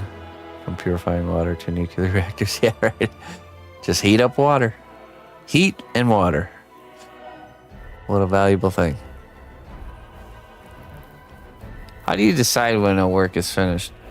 You know, with my projects, it's usually I guess, I'm very aware of what needs to be rendered to get to the finish line. It's like, for example, this one is a very particular thing. I'm making this tower. I've been given very accurate digital reference of the tower, and I'm just simply making every part of it and then bringing it all together. So, and then like things where I have creative input on, like this is a project I'm working on in the mornings. I do something like this. It's a sketch, so it's all like a rough draft of what I'm trying to achieve. And then I take this and I just treat it like a blueprint, and I start creating, like all the little pieces and stuff in actual detail. So yeah. So it's pretty, like, I know where the finish line is. It's pretty clear. I just have to render everything till I'm there, so. It's not like, this obscure thing, this idea. Yeah. Yeah, well, I mean, here's the reality. Any piece of work you're making, you're not making your best work, and you're not making it perfect. You're making it good enough. Good enough to proclaim it to be done and to move forward. And you're going to benefit more from that than to get hung up on something for forever, You'll acquire, like, each project you finish, you'll kind of grasp concepts better. You'll sharpen your skill set better every time you go through the motions of start to finish completion. That if you get stuck on something for too long, where you're just not finishing it, you're not benefiting off of that, that skill up. You're almost holding yourself back by not finishing the work or getting it to a state of good enough, so. And then as time goes on, where the line of what good enough is kind of slowly moves up. What was once good enough is no longer good enough, moving forward. Perfection is the enemy of done. Perfection doesn't actually really exist. It's just this concept in our mind. The reality is we're all, even the reality we live in is imperfect. So it doesn't, even the reality itself doesn't live up to the standard of perfection. So actually allowing imperfection to a certain level into your work makes it more realistic.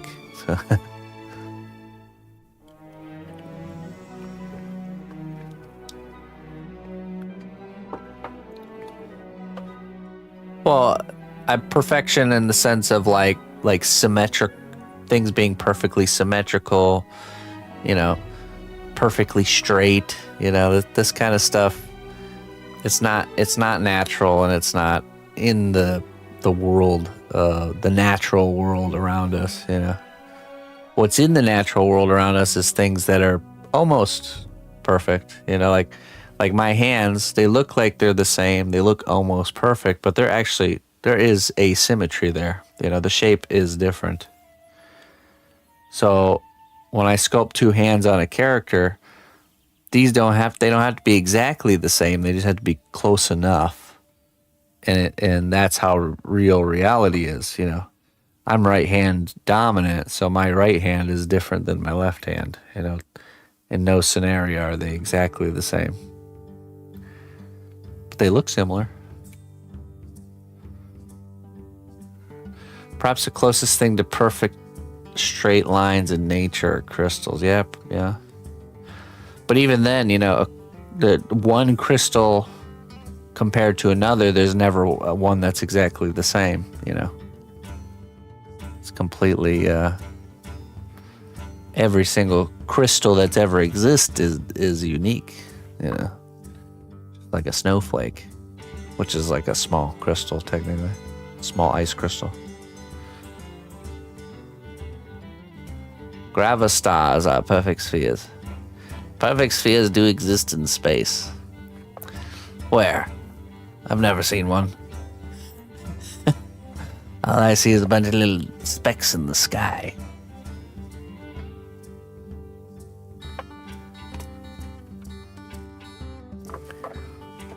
I don't think they're not perfect spheres.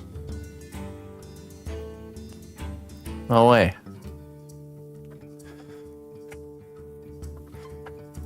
Like perfectly smooth, perfect spheres don't exist in space. There's texture and, you know, there's mountain, like on our world, there's mountain ranges and valleys and all. It's definitely far from perfect. And actually, it's an oblate spheroid, last I heard. It's not even a sphere.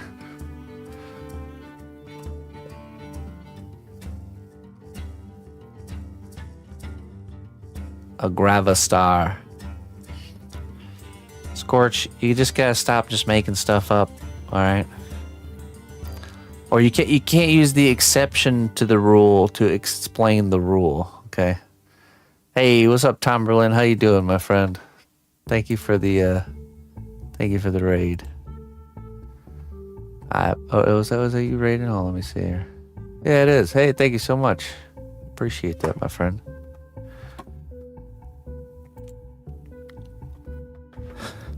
You like playing devil's advocate there, Scorch. I see you. It's not really exception, it's following. Yes, it is an exception.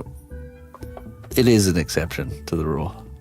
The rule being there's no perfect lines or spheres in the natural world around us.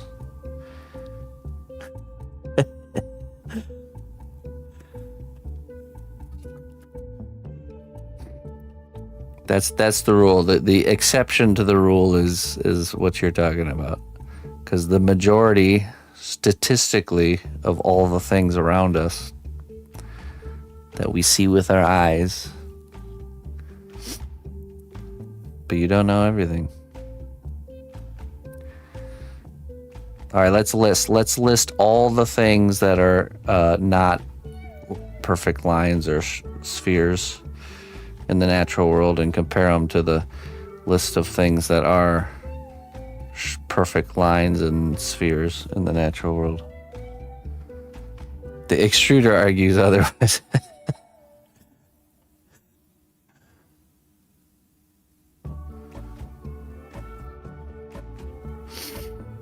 The rules are the laws of physics.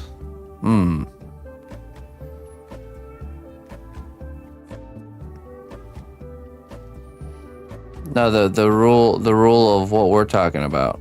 We're not talking about the laws of physics. We're talking about how the natural world doesn't have the human definition of perfection. There's a certain level of imperfection scattered throughout all of the natural world.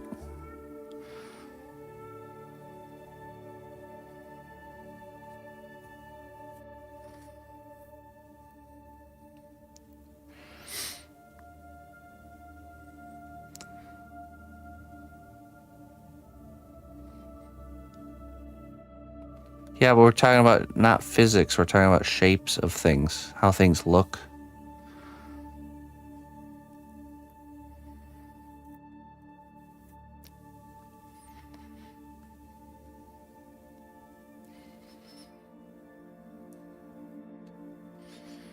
All of that is physics. Okay.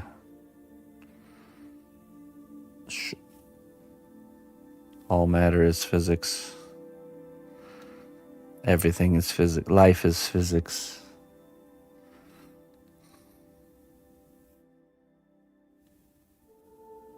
Bubbles are perfect and you can't tell me otherwise. No, they're not.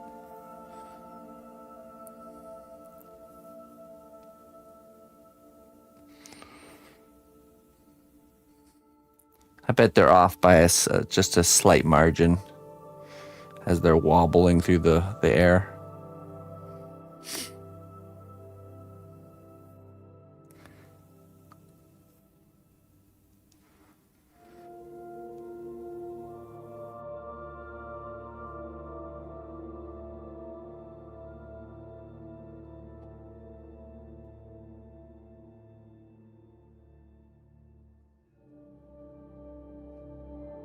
Okay. Well, can physics explain the movements of UFOs then?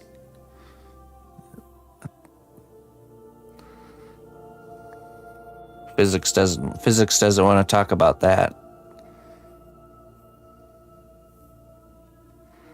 Oh, UAPs. Sorry, they're called UAPs now. Yeah. Apologies.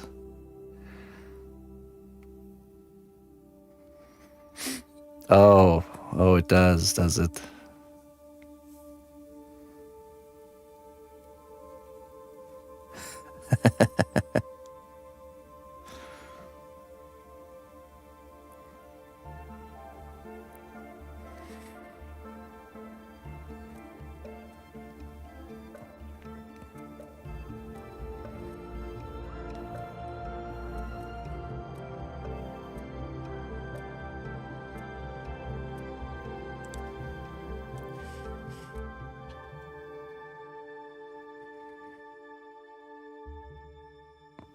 Do tell.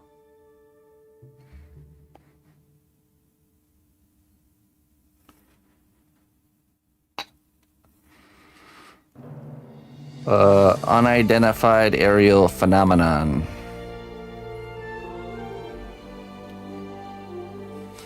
But I think they're changing it again because there's a lot of underwater phenomenons too, not just aerial.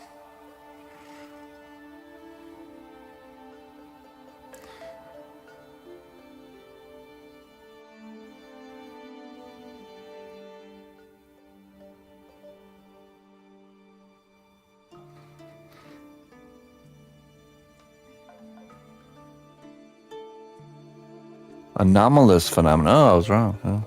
I always thought it was aerial phenomena.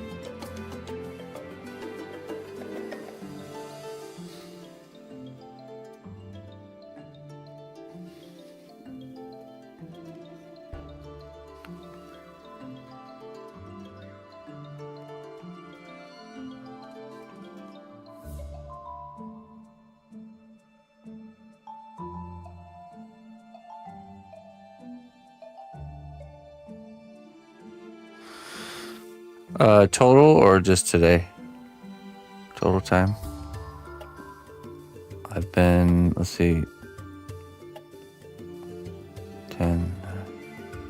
I think it was around, I think it was 2009 when I started pursuing sculpture in my adult life. But I did have experience from my schooling years as well. Something I was into. Pretty much from the age of 10, it kind of was in and out of my life. But I really kind of pursued it and buckled down. But I think it was in like 2009.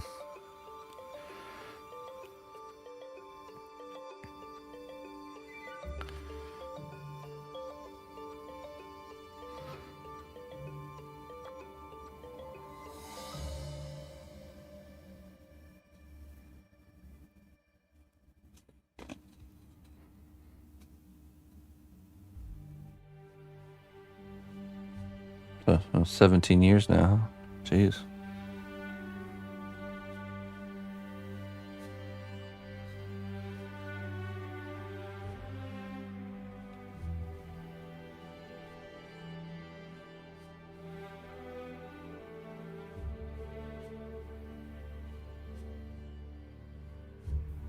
No, I don't. I don't really do other types of art.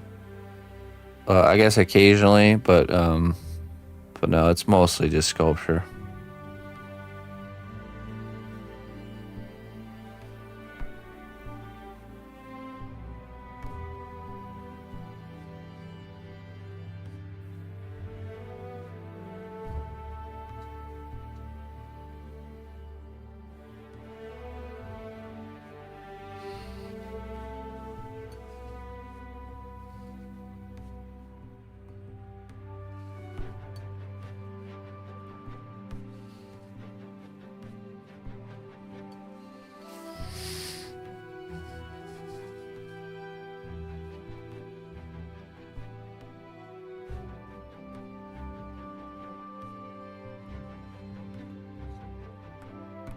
I don't need a straight edge.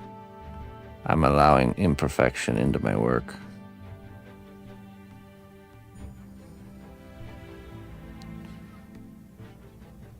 I'll show you, Scorch, with my imperfect straight lines. I need to build more things that are imperfect to weigh things in my favor of the discussion.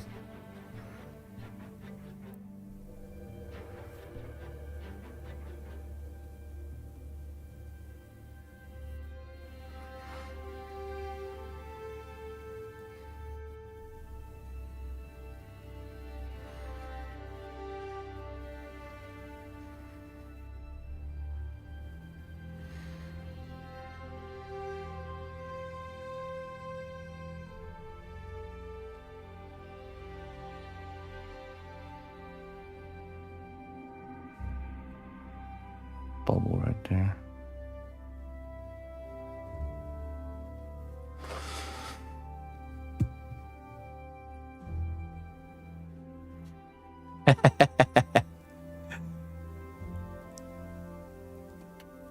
You wouldn't dare.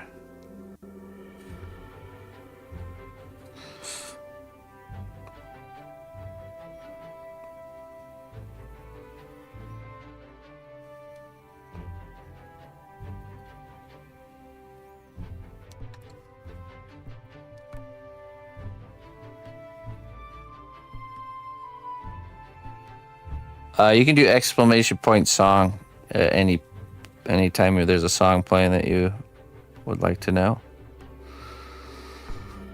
Okay, let me look at some reference here.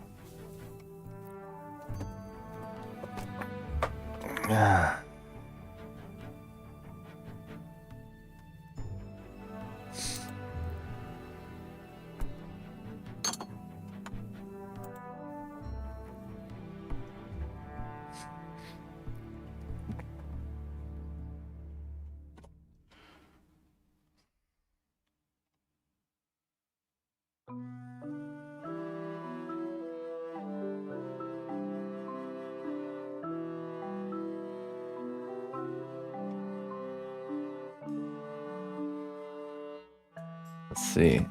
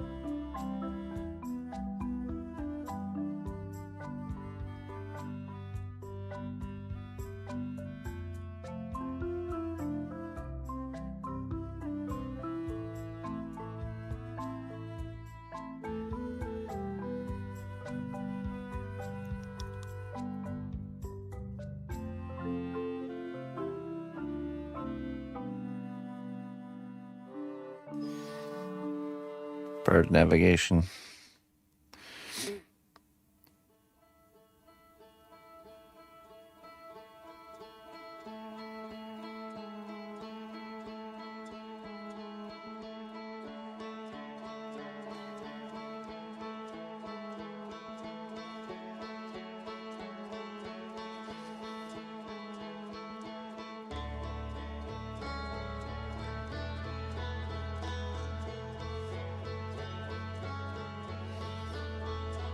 Oh yeah, did you know that most species of deer, only the males produce antlers, but caribou, the males and females make antlers?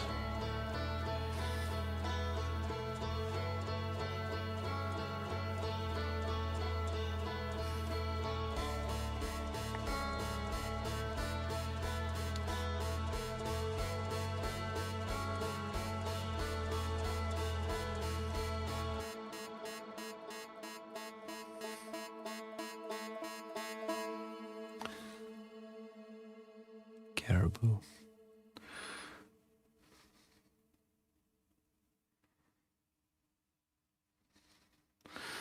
We've been learning about Arctic and Antarctic animals in Emma's homeschooling curriculum. Been learning a lot of things I didn't know before.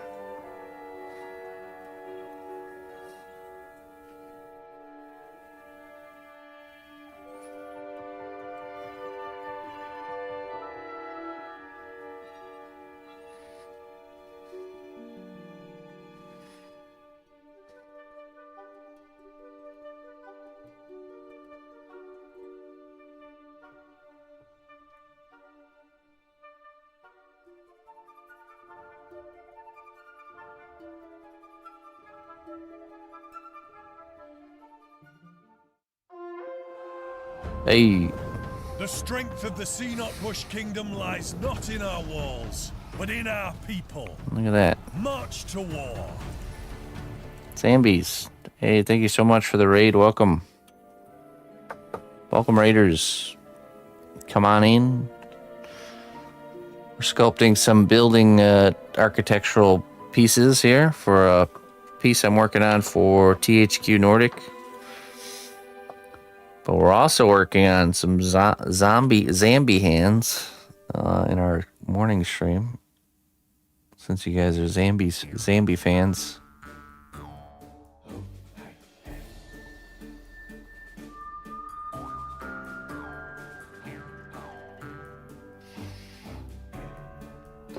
Sure, really like how these ones are turning out.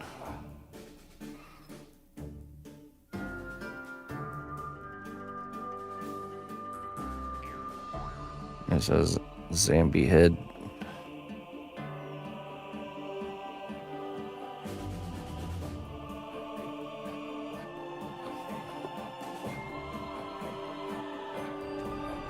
Got two more hands to do.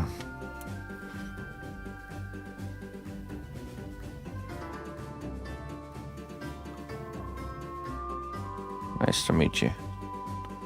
Deal.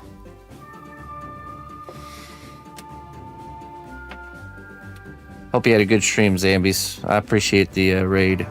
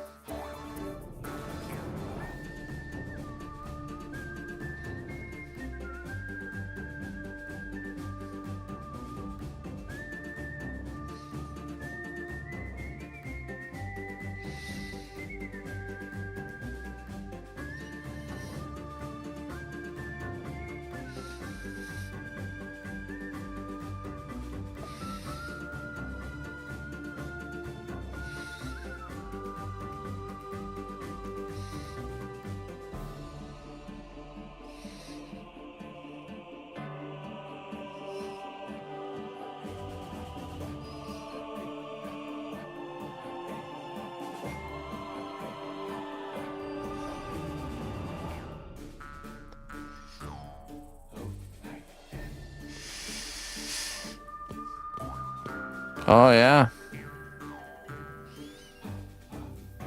Bedtime. Alrighty. Yeah, you're not usually on during this time. That's right. Cool.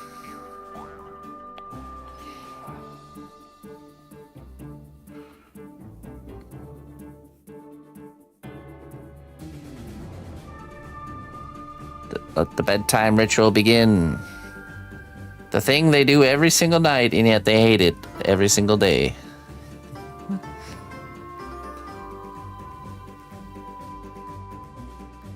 It's funny how that shifts as you get older.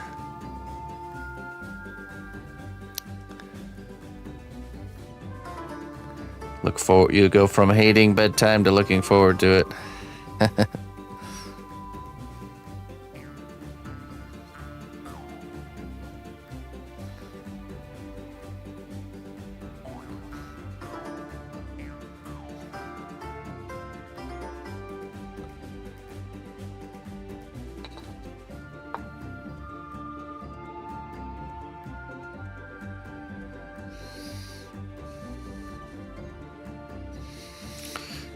It's like your childhood years, you hate going to bed. Your teenage years, you finally get to not go to bed and then learn what that is like. The age of the all-nighters. Then your grown-up years, you're like, yep, I'm going to bed. Parents are right. Bed is good. Go to bed.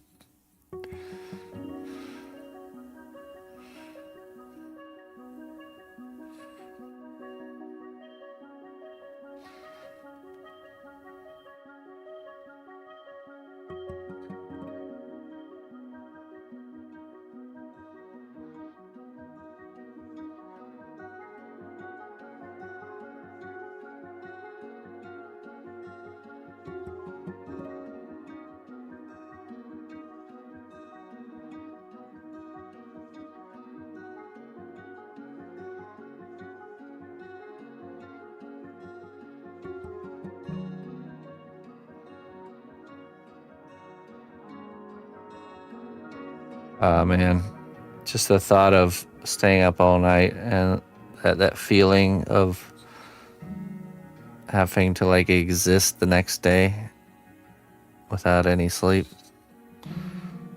Terrible. What a terrible existence. It was never worth it.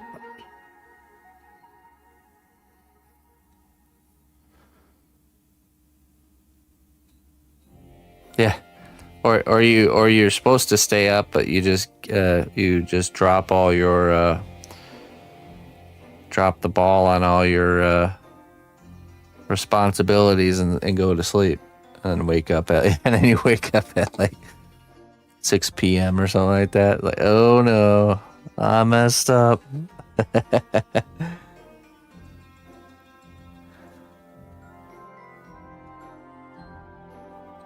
Yeah. Night shift worker in a hospital.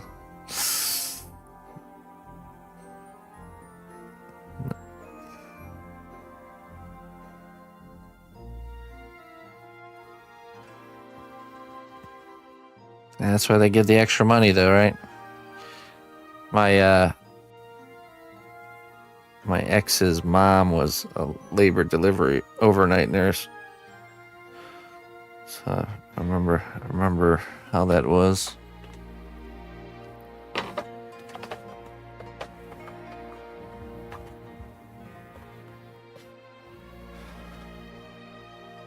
Welcome to your world.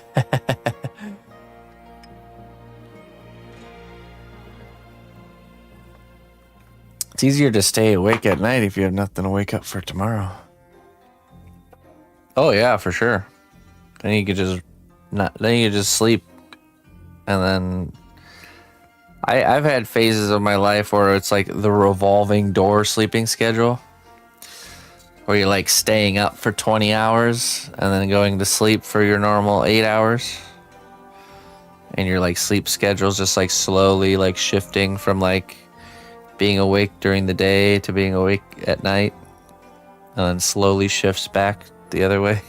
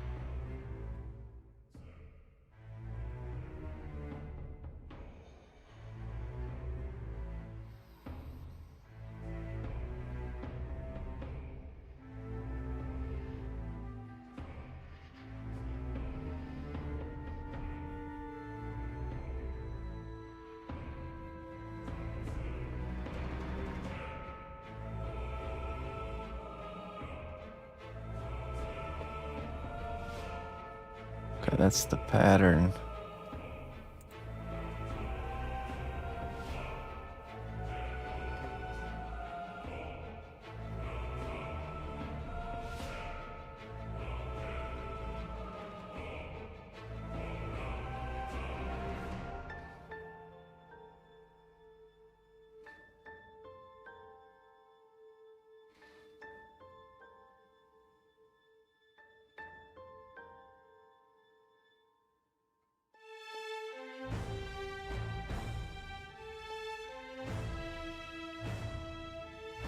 Shit, let's try and shift each row.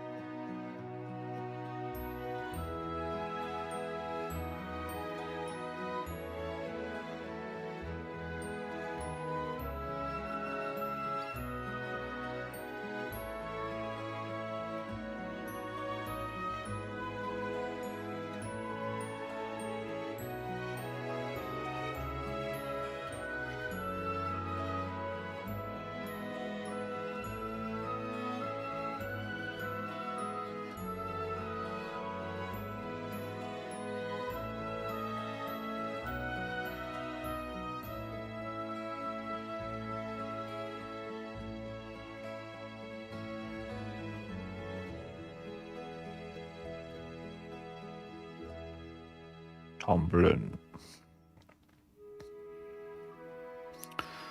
What were you up to this evening, Tomberlin?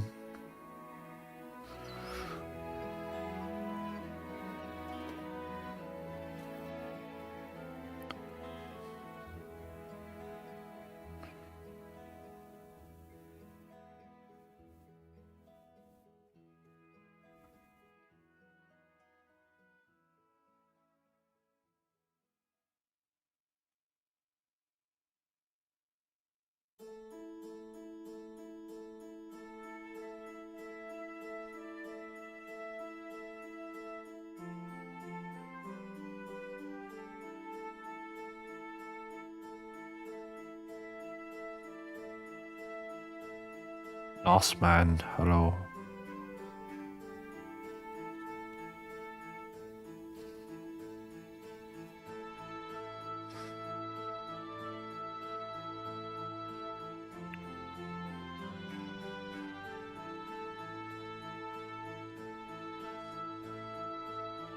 Hello, hello. Good day to you, friend.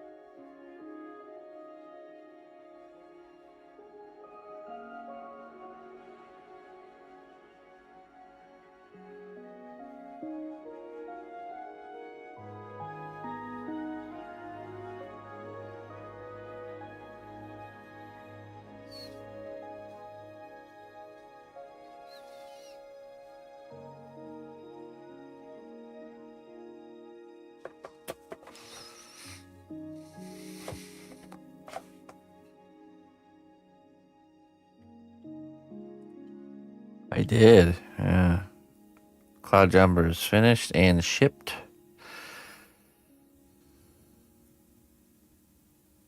And yeah. I still am not allowed to say exactly what it's for, I believe.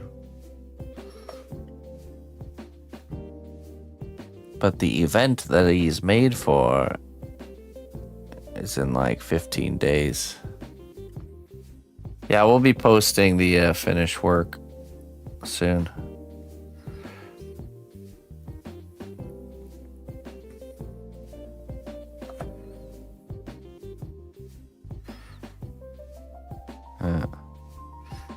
He's going off to an event, and there's a chance that if,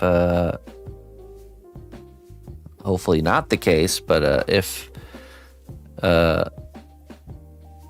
there's a chance he might become available after the event if it's not picked up during the event. It's about as descriptively undescriptive as I can be. But I suppose the hopes are that he doesn't come back.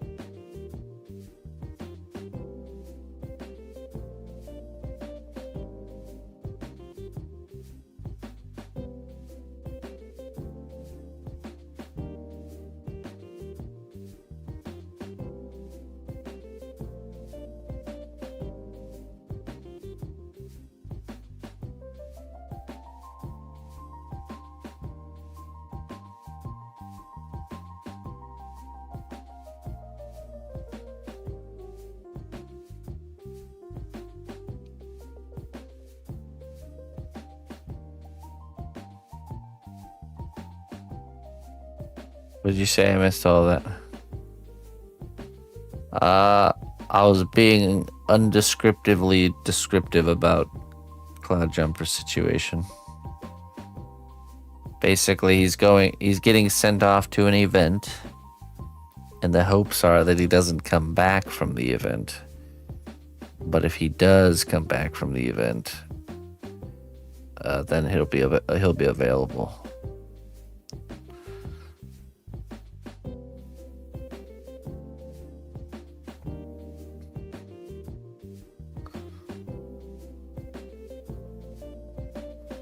Yeah.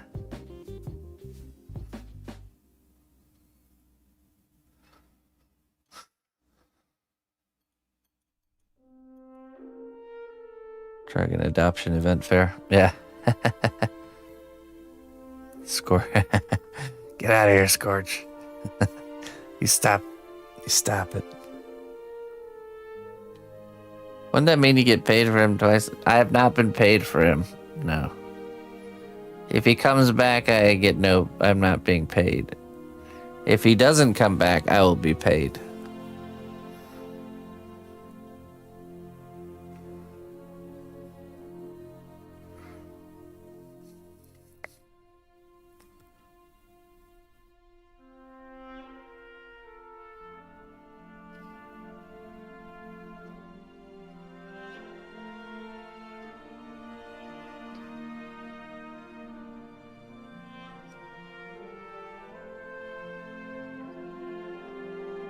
Well, yeah.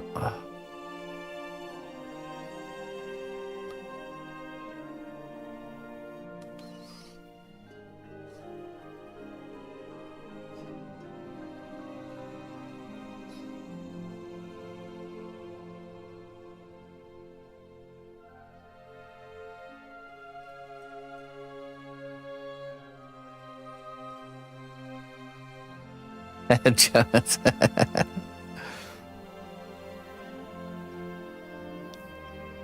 Oh, if he does come back, we'll be looking to find him a home.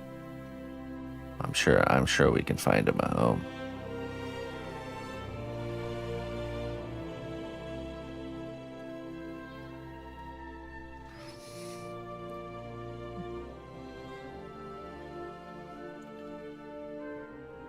Just contact Gerald Butler or something. You want a sculpture of your wife?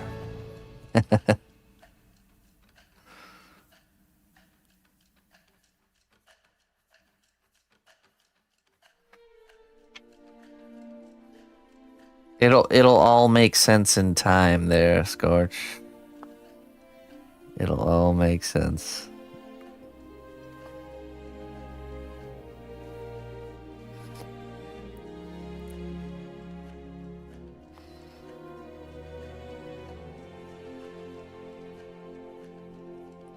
In due time, friend. In due time.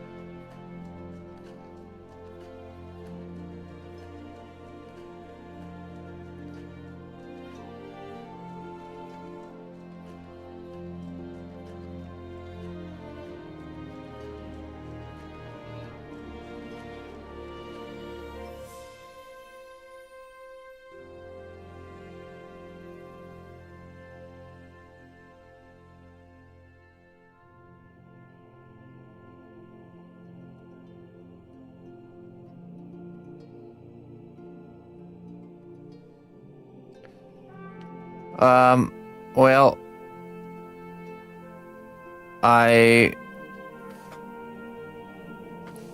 So I've been in touch with the guy, and he's going to basically pay. I'm not gonna charge him for the whole repair. I'm just gonna charge him for just parts, basically. I'm going to the side of mercy, and just, as long as if he covers so I can get a new tail light and bumper. It's real easy to just pop it off and pop it all back on, and we'll call it square.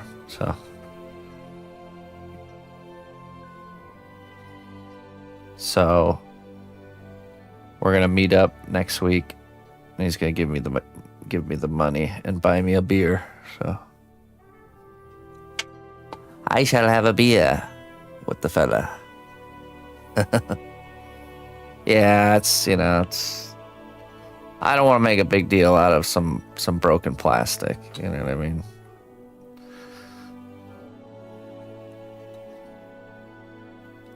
I would want, if I was on his side of that situation, I would want mercy as well. So.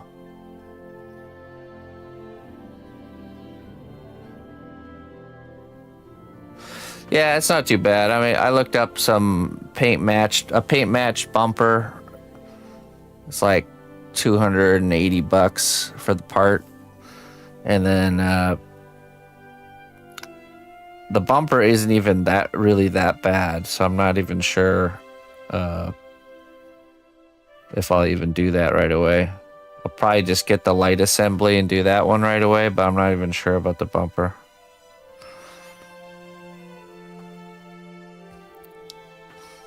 It's just a little dinged up.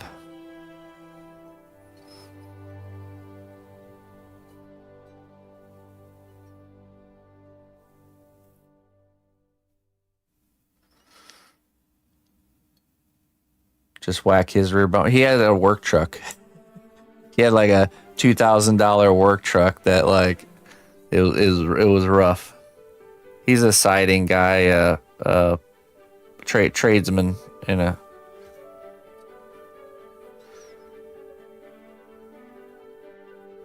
They make tools that fix things like that. Well, it's not dented. The shape is fine, and it just kind of popped out a little bit. I was able to pop it back in.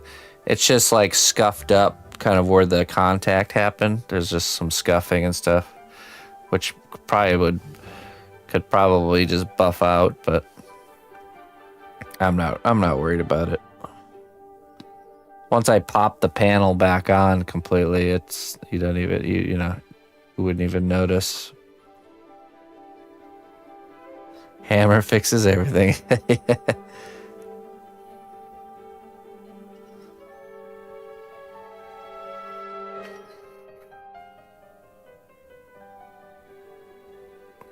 But yeah, I just didn't want to.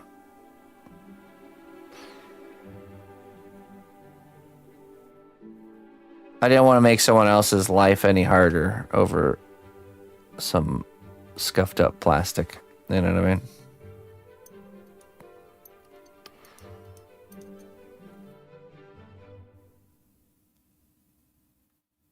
And like I said, if I was the one who had been in his shoes, I would want someone to show mercy to me. So why wouldn't I do the same?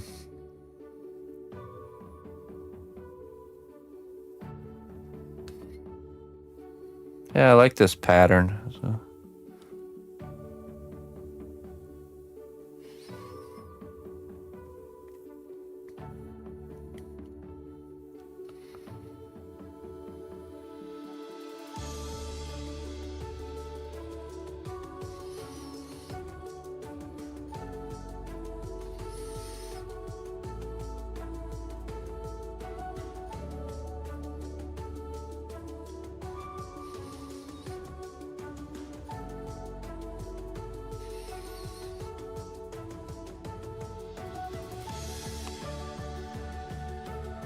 Right, yeah.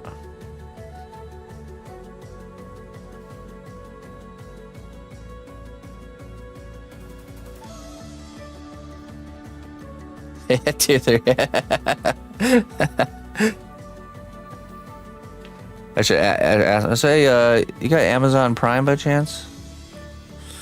Yeah, I'm gonna need you. I'm gonna need you to do something for me each month for the rest of your life. Just gonna need you to go to this here address and hit use Twitch Prime subscription. Nah, it's whatever.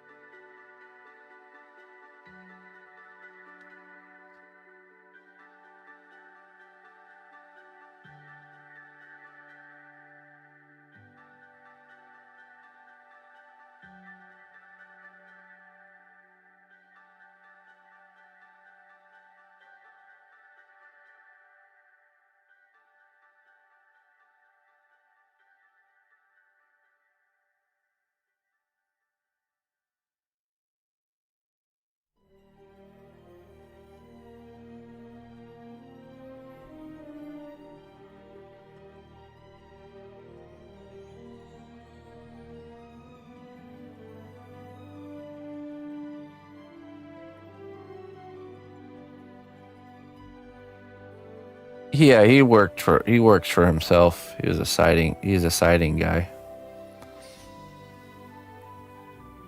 It wasn't like his company truck or nothing. He just, a work truck. Working man's pickup truck. Had a ladder rack and everything.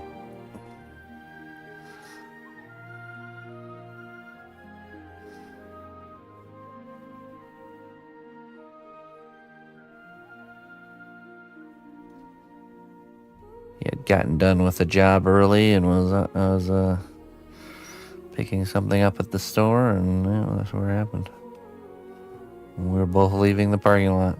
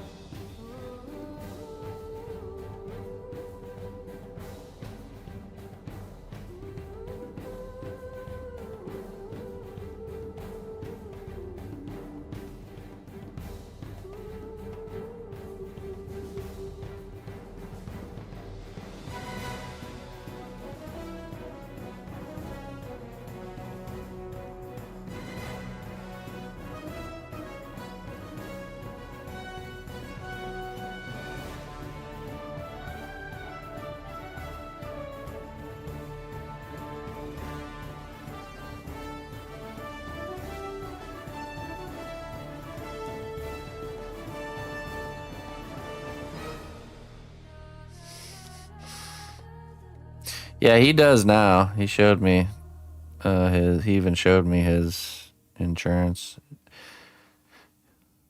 He just said it lapsed and he didn't realize it, or his wife didn't do it or something like that. I don't know. Which could be true, could not be true. But yeah, I mean, he already showed me he's covered now.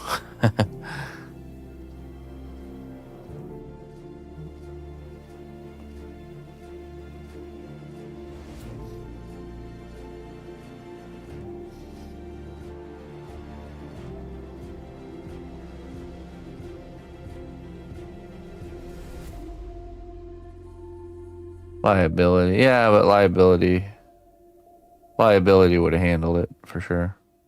I mean, I have only liability too. It's not worth paying a full coverage premium on an older car,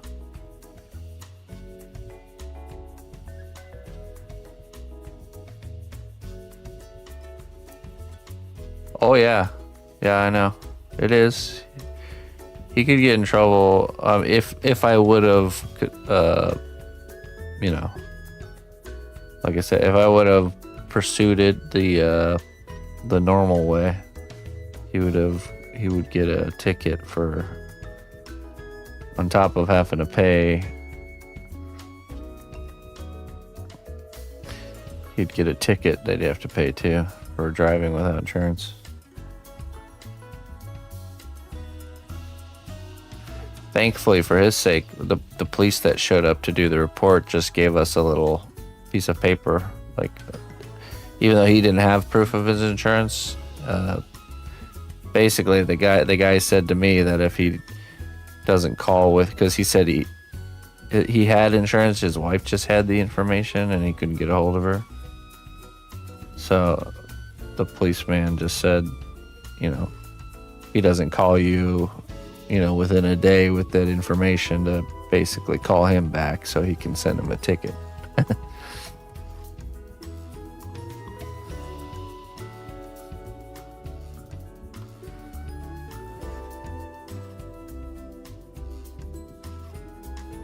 Yeah, it did. It did work out.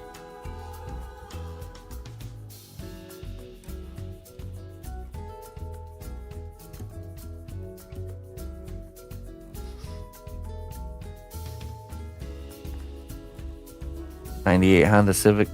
Nice. You have full coverage for that?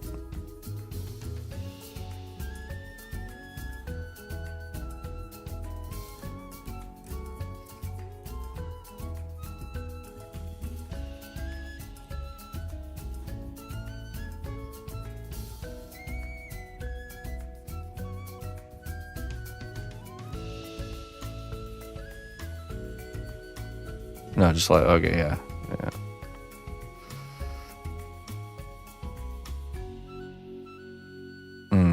Gotcha. Yeah, my car's got over 200,000 miles on it. So it's a 2012, but it's got high miles. So I'd pay an expensive premium for insurance, and then if something did happen, they'd be like, "Here you go, here's $5."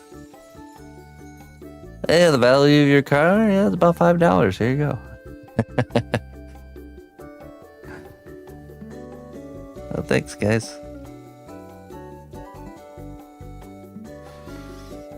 An '08 Harley Sportster. Yeah, that's a Harley. It's a little bit different. Those retain value.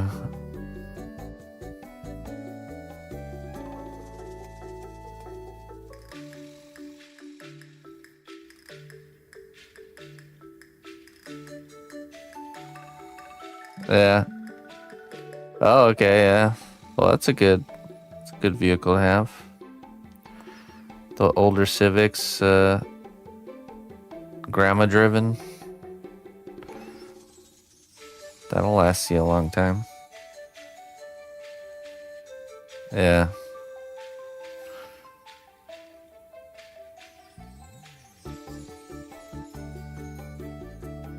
Yeah, when I was researching the car, I have the Cross Tour. There's people that have them over 400,000 miles. You know, as long as you keep up with the maintenance, they last. So. Oh yeah, you're right. Motorcycle insurance is pretty inexpensive. Forgot about that.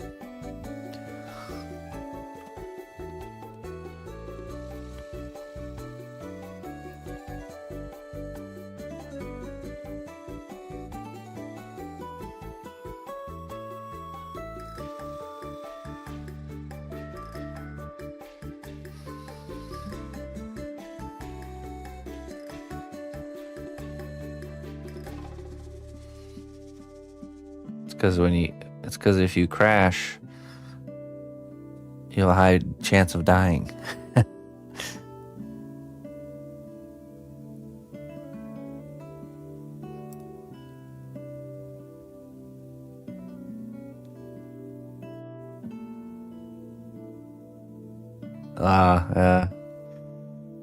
Man, cash for clunkers, what a racket that was, huh?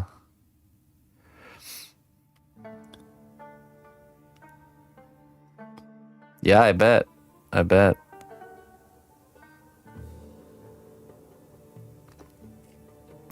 I'll keep my clunker, thank you very much.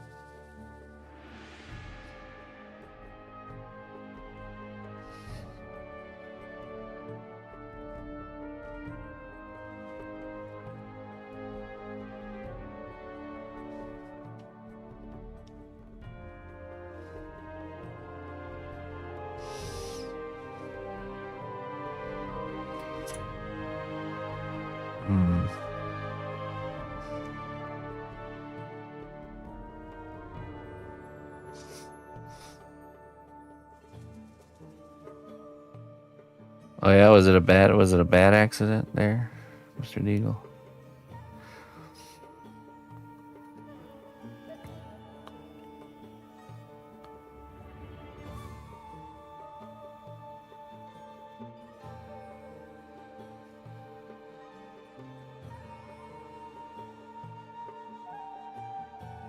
Oh yeah, you're right. You did.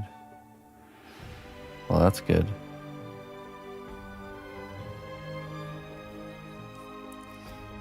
I remember now.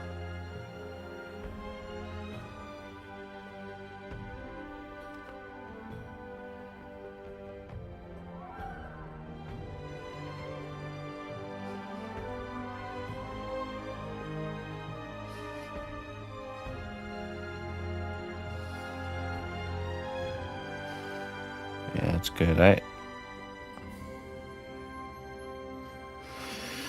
I've had a few fender benders, but I totaled my mom's minivan when I was 16 years old, running into a park truck. Other than that, that's it. This rear ending was the second or third time that's happened in my life. But the other two times were just like a bump where like there was no visible damage. This is the first time that happened where there was some damage. And I think one time when I lived in Colorado, I did the same thing to somebody else. But it was too slow for there to be any damage.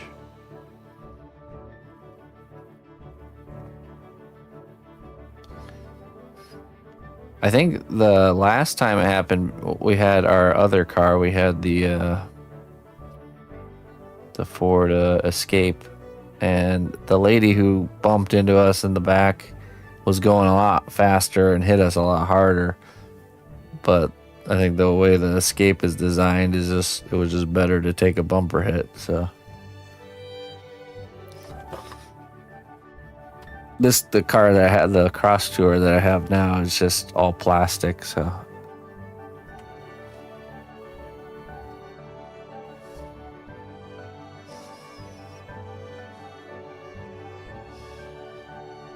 came here to feel safe and nap. Hello. I'm glad you feel safe here.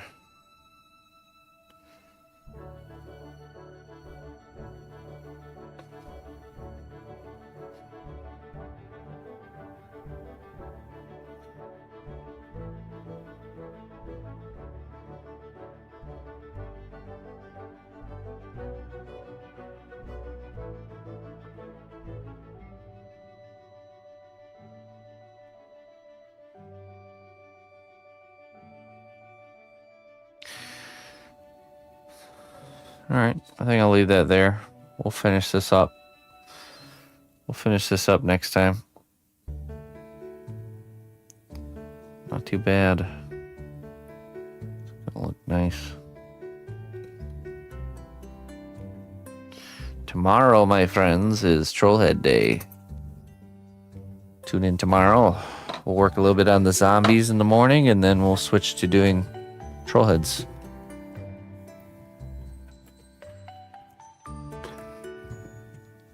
Into a house. Oh my goodness, that's crazy. You ever seen those like videos of like little old grandmas like just plowing right into like the front of stores? And the way that I get out as if, like just going to the store. It's crazy, man.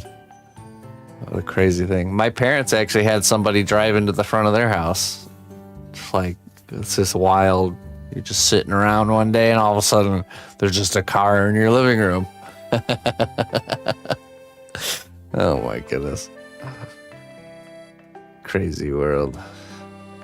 All right, folks. Hey, thank you so much for joining me. I appreciate you all.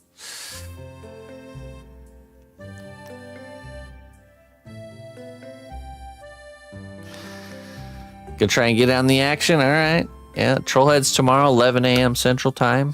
If you want to get something made, make sure you're here at 11 a.m. It's basically a commissioned head of your choosing. It can be any sort of character that I can fit into a head. And bring whatever challenge you might have. It costs $75 for a painted head. And they come in a nice box, and they're all numbered and signed by me. So, yeah. It can be anything. Existing character, non-existing character. Alright, let me find someone to raid here. Let's see. Well, I do suppose probably sometime next week we will be in the actual building phase of our building here. So I'm pretty excited about that. It's been a lot of work to get to this point. I'm excited to piece it all together. That's gonna be real fun, I think. Gross drawing some chicks. Let's go check out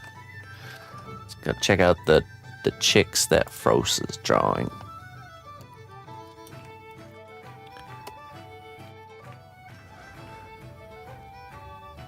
Nope, I refuse. I refuse to watch it, Scorch. It doesn't exist until I've seen it, and I refuse to see it. All right, till next time, folks. Bye-bye.